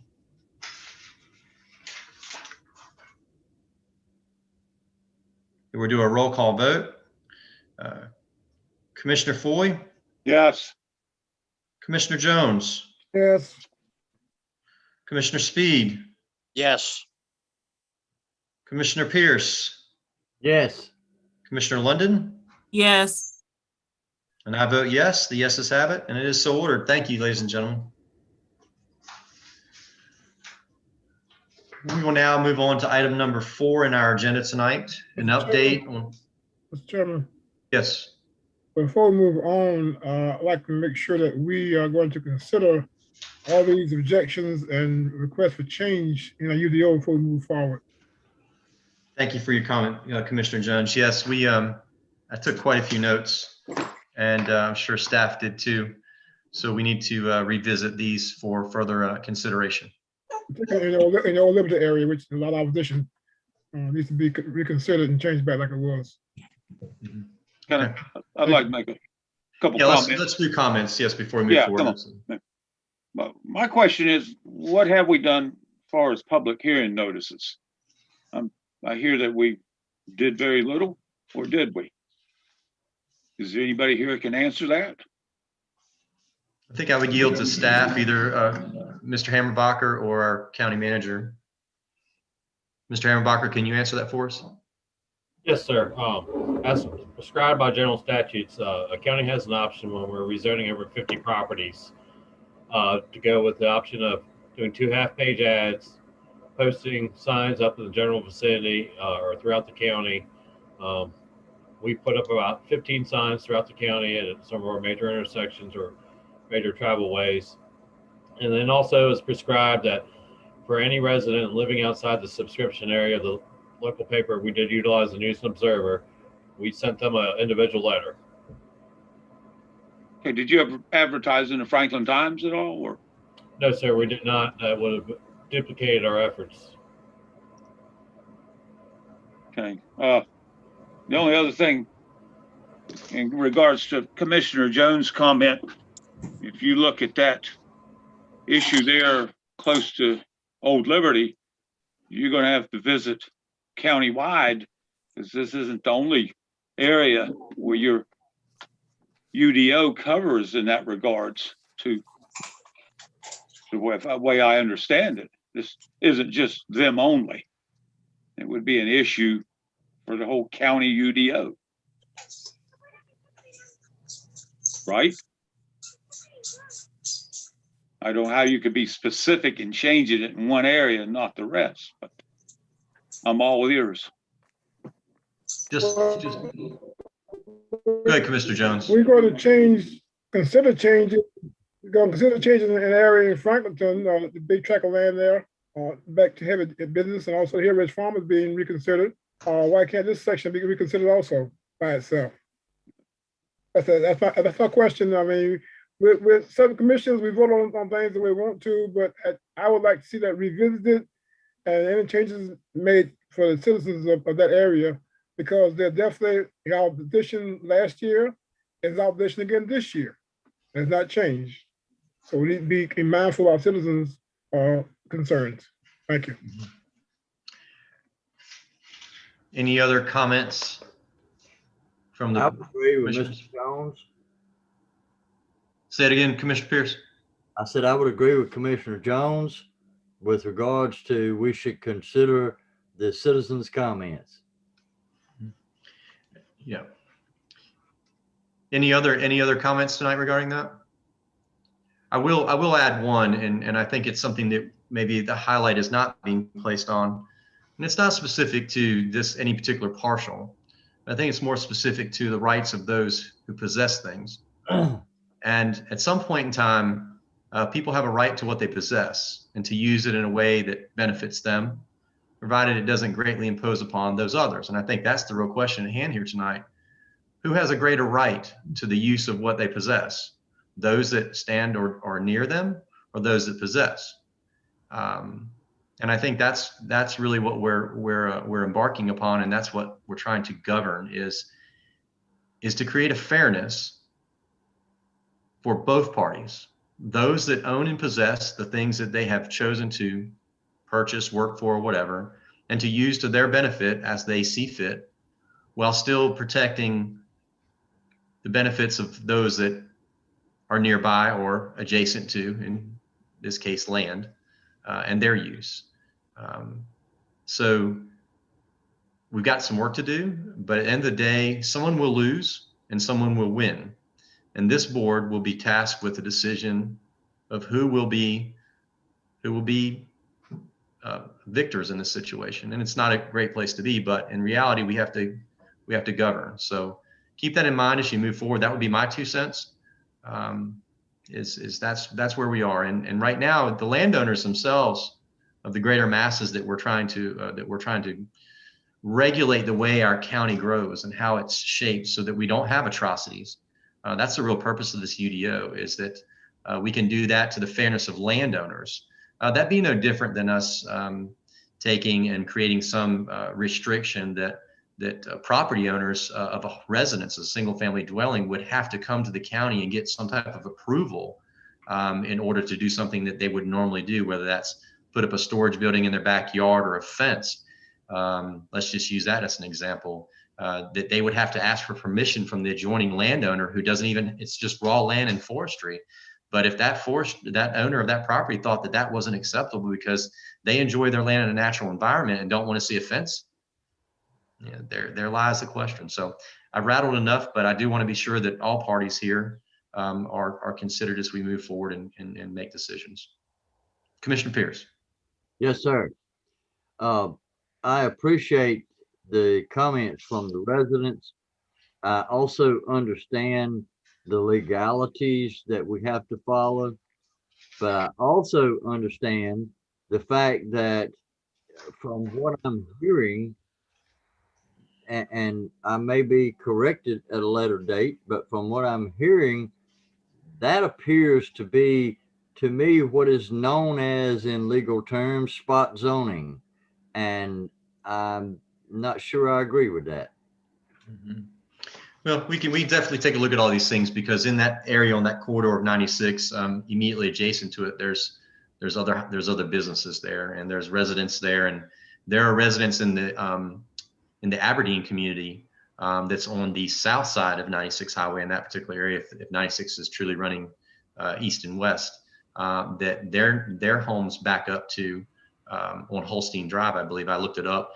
Their homes are backing up to storage lots for RVs and boats and other vehicles, as well as many storage areas. So so there's already people that live in the community, in that vicinity, that area of Franklin County, that have these circumstances. So, all right. Any final comments, Mr. Jones? My last comment, I promise. In light of all the opposition from this community, and we had about 25 citizens tonight, and there's more to come, but are we going to get some feedback on these comments prior to next meeting? If not, then I think we ought to delay passing or not passing this UDO at next meeting. All right. Well, as your chairman, I will definitely talk with our county manager, which we have a scheduled meeting tomorrow, and we'll discuss some of these options and how it's best to proceed, and then reach out to you all individually to get input or suggestion on what we may feel is the best way to move forward with this, and be sure we have a statutory requirement, I believe, that requires us to have this all buttoned up by July 1. So we have a little time on our hands, and I'm hopeful that we will be in a different setting moving forward to conduct these meetings and other meetings. So that may allow us a little bit more effectiveness in what we're doing. Appreciate that. Thank you, sir. Yes, sir. Thank you. All right, Commissioner London, you had a comment or a thought? Yes, I just had a question for Mr. Hammerbacher. If he could state again why the notice for the hearing was not placed in the Franklin Times. I didn't get the last part of his comment when Commissioner Foy asked him the question. Sure, we elected to use the News Observer because they had a much larger subscription area, and it cut down on the number of letters we had to mail out, which were a little bit pricey to have those outsourced in the mail out. What would have been the cost, Mr. Hammerbacher, for us to have advertised in the Franklin Times as well, roughly? It would have been approximately about $600 a piece for a half-page ad, if I recall correctly. So we'd had to done that twice, correct? Yes, sir. Okay. All right. Would that have diminished the number of letters that we would have had to send out if we just added that in? Would that have taken that number down any? No, sir. Okay. All right. Just basically folks living out of state or living, down at the coast or in the mountains, we had to send letters to. Sure. Okay. All right. I understand that then. I hadn't considered that variable, but that is correct. There are people that live outside the county who own property here. So, all right. Any final or follow-up questions then regarding our UDO presentation tonight and our public hearing for the UDO? All right. As your chairman, I will work with our county manager tomorrow, and we will be in touch regarding how's best to move forward with this next steps. So thank you again for that. Thank you, staff, for your hard work and everything you're doing and for being here tonight. Mr. Rogers and Mr. Hammerbacher, thank you. It's a pleasure to see both of you. Thank you. All right. So now we will move on to item number 4 on our agenda tonight. And I thank Commissioner Jones again for drawing me back there a little bit. COVID-19, our health director, Mr. Scott Levine, is going to be with us tonight to give us an update. Greetings, sir. Hello, I am here. I will be brief. I know, appreciate. That's good news. That's good news twice, right? Yeah. All right, quick update on where we're at with the current trends with the virus transmission in the county. Then I'm going to move right to vaccines and then wrap up with any questions. Currently, right now, in Franklin County, we've got about 10% of the population has had a lab confirmed case of COVID-19 in Franklin County. So that's it's a little over 6,700 people, pushing close to 6,800. And so that's kind of over the whole history of the pandemic, over a year, that's where we're coming in at. Over the last few weeks, I've seen a very concerning trend on the age demographic of those positive cases that are coming in now. Right now, for the first time, 27% of our positive cases over the last 2 weeks have been people age 0 to 17. And I did a little further breakdown of that because that's the highest that age demographic has ever been since I've been tracking it. So I broke that group down more to see if there were any groups that it was predominating in. And the number one group of the 0 to 17 that's comprised in that number, the largest representative group is kids age 6 to 11. So that says to me that, you know, without having, it suggests that the UK variant is in Franklin County because that variant has been known to disproportionately affect younger children more so than current variants. So that's just something we're going to continue to watch, also because of the implications it has for the school. And we're going to keep tabs on that. But I wanted to alert you to the fact that, yeah, that number was very concerning. Our positivity rate has started to come down from its high of almost 14% in January. It's now about 6.6%. That's still a little over the state average positivity rate right now for all the tests that have been done in the last 2 weeks. So we still have a lot of work to do. Our goal is to get that under 5%. So we've got some work to do. We're still doing a great number of tests. So we're well over our goal of 5% of the population getting tested each month. So we do not have a problem meeting that metric. If I look at the COVID alert system that the state developed, we're now in an orange cluster with a few other counties that are around us. That's not good because most of the state has gone to a significant or a moderate impact color of yellow. We're still showing substantial impact. And so that's kind of where the virus is right now. So we're not out of the woods yet. The new executive order that came out is talking about some relaxed restrictions. I'm still encouraging everyone to wear a face covering when you're around people that don't live in your house. So moving on to vaccines, right now the biggest news is over the today, as of last week, we had 92% fewer requests for a first dose vaccine than we did 4 weeks ago. It has been a drastic decline. And so we're very seriously looking at that. Thus far, we've delivered a total, the county has delivered a total of roughly close to 34,000 doses of vaccine have been delivered. That breaks down to about 18,000 people that have received just a first dose, at least a first dose, and a total of 15,000 that have been fully vaccinated. If you put the fully vaccinated together with the number of people that have had the virus in Franklin County, you get about close to 40 to 45% of the people in Franklin County having some form of immunity to the virus, either by virtue of having it or by having 2 doses of vaccine. So if you've read anything or you haven't been living under a rock, you know that we've really got to get to 75 to 85% immunity before we can rely on herd immunity to protect us. We're nowhere near that. We've still got a lot of work left to do. I would prefer to do it with shots in an arm than people getting sick, and especially if it's going to be the variant that's going to get our kids sick. So I'm encouraging everyone. I can tell you that this week, in our heyday, when we were delivering our highest level of first doses each week, we were delivering about 1,470 roughly doses of vaccine, first dose vaccine a week. Last week, we delivered about 130. And this week, so far, we're scheduled to do 60. Now, there have been some other providers that have come online, and we've worked with them to help some of the other providers that have had excess first dose to be able to allow them to, take that and use some of it. But they're not getting all of their first dose out. I have not requested additional first dose vaccine. This will be our 3rd week without needing to get any more first dose vaccine because we still have enough to meet current demand. This week will be our first week of dropping down operations at our airport to just 1 day a week, where we'll be doing first and second doses. And if this current trend continues, the health department, EMS, and all the county support that we've had for that mass vaccination effort, that will wind down and be done most likely before Memorial Day.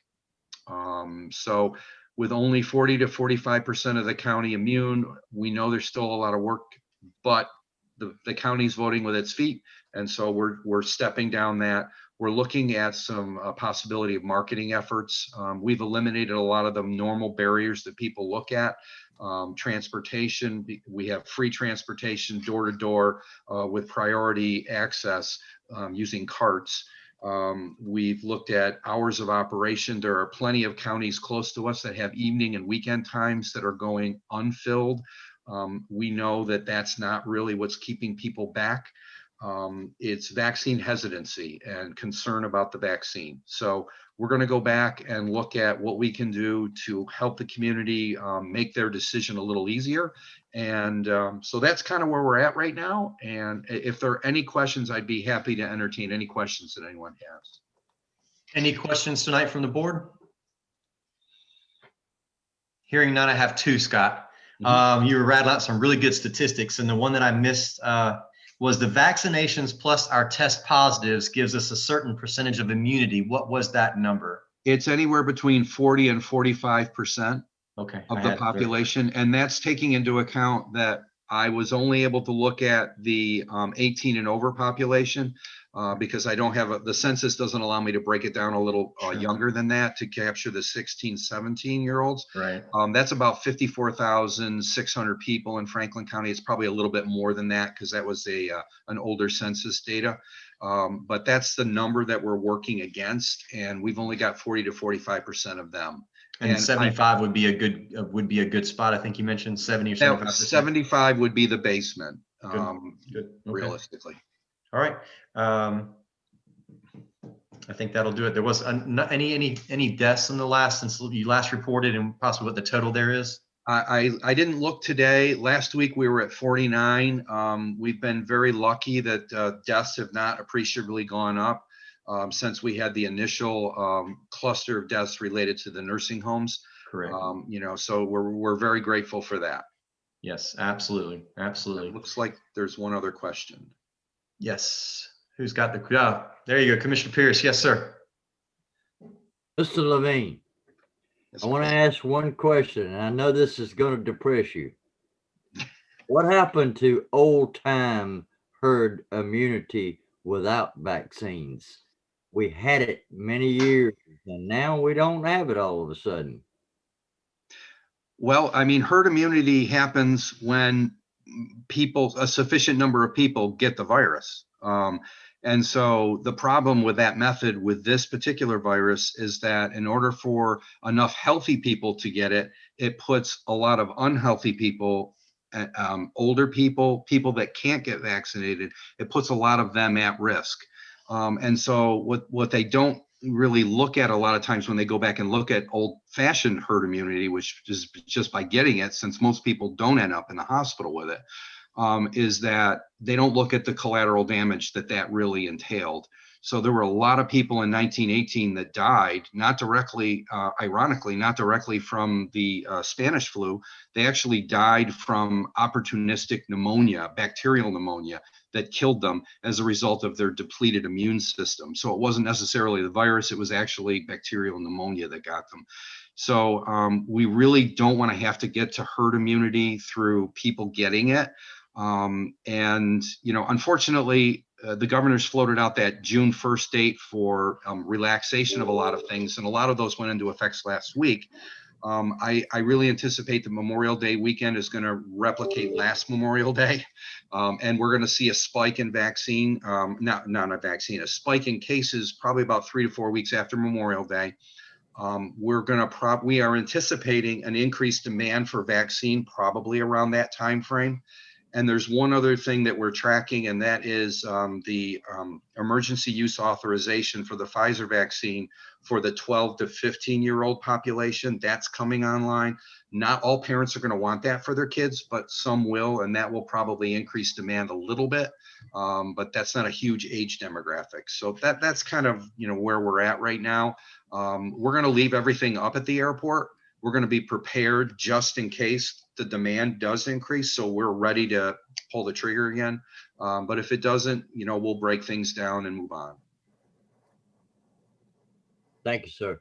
Thank you. All right. Thank you, Mr. Levine. Thank you for all your time, and be sure to thank everyone that is a part of your big effort to help our county. So extend our thanks from the board to them. Any chance you get, you're out in your group on your vaccination days. We greatly appreciate them. Thank you so much. Really appreciate it. Yes, sir. Take care. Take care. All right, ladies and gentlemen, we're going to move on to item number 5 on our agenda tonight. And due to the time restraints we have with our agenda tonight and what we have in front of us, I'm going to ask for a motion to table item 5A to the 17th of May's board meeting. So move. Second. With a motion by Commissioner Foy, a second by Commissioner London, and we'll do a roll call vote. Commissioner Foy. Yes. Commissioner London. Yes. Commissioner Jones. Yes. Commissioner Speed. Yes. Commissioner Pierce. Yes. And I vote yes. And yeses have it, and it is so ordered. Thank you for that consideration. Moving on to number 5B, the Car-Tar Regional Economic Development Commission. The board is asked to consider an appointment to the Car-Tar Regional Economic Development Commission. What is the pleasure of the board? I would move to appoint Chairman Shriver to that board. All right, we have a motion. There's no need for a second. A motion and a second is needed. I'm sorry. Is there a second? Second. Commissioner Speed. So I have a motion by Commissioner Pierce and a second by Commissioner Speed to elect Chairman Shriver to this board. We will do a roll call vote. Commissioner Foy. Yes. Commissioner Jones. Yes. Commissioner Speed. Yes. Commissioner Pierce. Yes. Commissioner London. Yes. And I vote yes. The yeses have it, and it is so ordered. Thank you for that. Moving on to 6. Item 6 of our agenda is other business. Is there other business of the board tonight? All right, I'll just take this time to reiterate that I'll be working on the facilitation of the UDO comments from tonight and be back in touch with you all on that in the coming days. So thank you for that. All right, hearing no other business, we'll move on to number 7 tonight, a board manager and clerk's comments. This is the time that's set aside by the Board of County Commissioners, the county manager, and the clerk of the board to report on various activities. And so I will move to our clerk, Ms. King. Mr. Chairman, if I could call your attention back to the consent agenda. The board approved a proclamation earlier tonight in honor of Clerks Week. And I just wanted to point that out and to also say thank you to all of the municipal clerks that we have that serve our county. I did have to make a couple of notes, but they are in the town of Bunn. Pam Perry is the town administrator and the clerk, And Michelle Bryant is the new deputy clerk there. Carolyn Patterson has been with the town of Lewisburg as clerk for many, many, many years. Emily Hurd in the town of Youngsville is the clerk there. And then in the town of Franklinton, Greg Bethay serves as the clerk right now. And also Ms. Takima Austin is the deputy clerk. And I think that covers everybody, but just wanted to say a quick thank you to all the municipal clerks within Franklin County and to say that we appreciate the service that they do for us. Absolutely. Thank you for your comments. Ms. Denton? Yes, thank you, Chairman. I would like at this time to recognize Will Durfer, our Assistant County Manager. He's going to provide the update that we do at each meeting from Open Broadband. Will, good evening. Good evening, Mr. Chairman, Board of Commissioners. Thank you for your time this evening. Pleased to offer my first report to the board since becoming Assistant County Manager. Thankful for the board and Madam County Manager for giving me the opportunity to present on the topic of broadband. We are working with Open Broadband to get the word out about the additional sectors that have been announced in Dunn and Castalia areas. I'll get my pronunciations right one of these days. As of the most recently available data, Open Broadband has installed 25 residential customers in the white level sector. These are 5 gigahertz line of sight connections and 3 commercial customers. In the alert sector, also 5 gigahertz line of sight, there are 12 residential and 0 commercial customers. So the total number is 40 currently. There are over 1,600 customers on the sign-up list. And as I mentioned, they will be moving into the Dunn and Castalia areas. If you have any questions, they haven't answered them. I couldn't quite hear all that, but anyway, I'm sorry. Okay. I hear everybody else real good. I think basically the nutshell of it is that about 40 current customers, I believe, Will. Yes. 1,060 or 1,600 currently signed up? 1,675 on the sign-up list and 40 current customers. 40 current customers. Did they give us any timeline on kind of what they may have scheduled or project in the next 30 days or 60 days of having new customers online? Yeah, so in the next 3 to 6 months, they are focusing on getting their LTE online. And as of their March 31st report, it was supposed to have been done in April. They continue to work on the LTE. Can you hear me, Commissioner Foy? Yes, sir. That's a little bit better. Yes. Okay. Let me get my microphone closer here. So they are focusing on the LTE aspect of their expansion. And what the LTE does is it goes through trees and leaves, whereas the line of sight has to have, like it says, a clear line of sight. So they're really focusing on the LTE right now in order to expand their access to customers. You got a head count on that? No, I can get that information and get that back to you. Well, I'd also like to know, I've heard that the LTE, and expansion. But I'd really like to get an idea of what they think based on the 1,675 people they have signed up. I'd like to see some type of attrition rate. They're expecting to produce X number a week, a total of X per 30 days, because I would like to know that. I'm gonna leave that comment there, that the chairman would like to know that information. And I'd like to know that a whole lot sooner than later. And I'm going to say that very boldly. So I'm not talking 2 weeks, I'm talking 2 days. I want to hear something. And I'm done with my comment. Thank you, Will. And that's not directed at you. I understand, Mr. Chairman. I will work with Kim and we'll track that down and get it to you as soon as possible. Thank you, sir. Thank you. Mr. Chairman, Any other, Commissioner Jones? 2 comments. One, I echo what you said. We had a discussion about 2 months ago, asked for the same information about weekly updates. And that's what we need to have. I agree with you wholeheartedly. Updates every week on how many has been done, how many projected to be done. Also, in the case with the citizens near the new park at Bull Creek, have their issues been resolved yet? Anybody know? Yes, so they had to provide her temporary cellular service basically, and she will be and one of the LTE customers. And she has expressed satisfaction with the short-term solution, and she will be provided LTE service later. Okay. All right, thank you. Any other questions for Will tonight on broadband? Yes, Will, and certainly, like the chairman said, these comments are not directed at you, but I am very concerned and disappointed. It seems that Open Broadband is ignoring the Centerville Wood, Epsom, Rocky Ford areas. I've asked them on numerous occasions when they've attended our meetings what their plans were, and they seem to dance around it. The last time they were there and I asked them about this, they said they were getting equipment up at the Edward Best area to help with this, and that is not going to accommodate neither one of the areas that I have mentioned.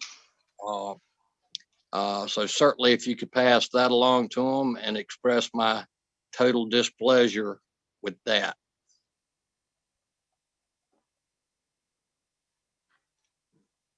All right, thank you, Commissioner Speed. Anyone else on broadband comments? I would echo Commissioner Speed's comments. We need some help with Wood and Centerville. All right, thank you. Ms. Denton? I have nothing further. Thank you, Chairman and Commissioners. Appreciate your time tonight. Yes, ma'am. Thank you. Thank you, Will, also for your time. All right, Commissioner Foy. I have nothing to report. I just have another question in regards to when we're going to go back to in-person meetings. Is there anything on the horizon on that to be announced, or? You know, I don't even think it's on the horizon. It is so intimate. It's past. It's so close. It's not, the horizon's too far out, sir. Our goal is very seriously that our next meeting will be back in session. So okay, that's so a 95% go, provided something crazy doesn't come out from CDC or the state health department. You know, that's where it's coming. So you're saying if everything goes well, our next meeting will be in person? Yes, sir. I miss you greatly. And likewise. I do. I miss you guys. It's nice to have this, but it's a whole lot nicer in person, and when we can converse and engage. And it's time, and I think we're safe. I think we're safe enough. I've said that already before, that we had that quasi judicial hearing, and well, we all wore our mask. I mean, I will publicly tell you I've taken the vaccination and I'm good. But definitely we'll wash our hands, keep our distance, and still have good time and fellowship and wear our mask where necessary. How about that? All right. Thank you for that. Commissioner Jones. Mr. Chairman, I talked enough tonight, but again, thank the staff for what they've done with UDO and even with the broadband, but it's important, like I said, that broadband be at the top of the list for weekly updates. Other than that, thank you all for your help. All right. Thank you, sir. Commissioner Speed? No further comments. All right. Thank you. Commissioner London? No comment. All right. Thank you. And Commissioner Pierce? Just wanted to reiterate, I don't want to forget the Animal Advisory Board. We need it. Yes, sir. Gotcha. We're working on that too. All right. I don't have any further comments, I don't believe, for tonight. So thank you for that. Thank you for everyone for your efforts and for the conversations we've had to keep the county going. I'm going to move on to item number 8 tonight, which is closed session. The board is asked to conduct a closed session pursuant to North Carolina General Statute 143, 318.11A3, attorney-client privilege communications. And what is the pleasure of the board? Move to go to closed session. Second.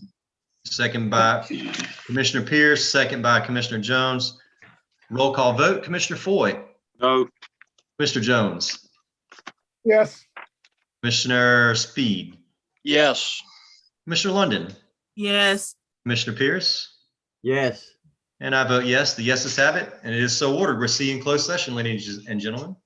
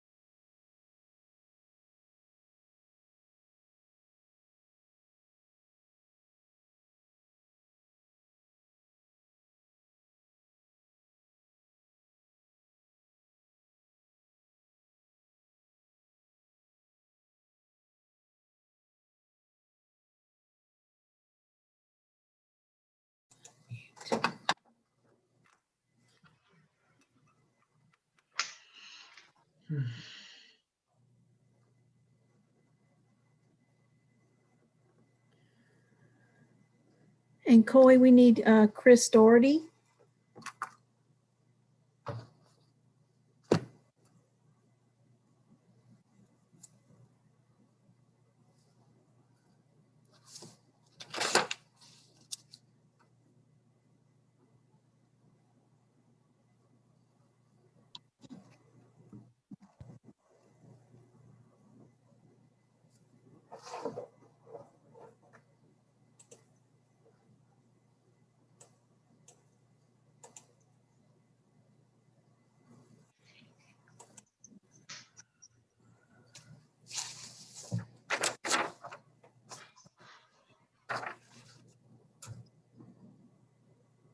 I'll wait to see if we can get Commissioner Speed on audio and video.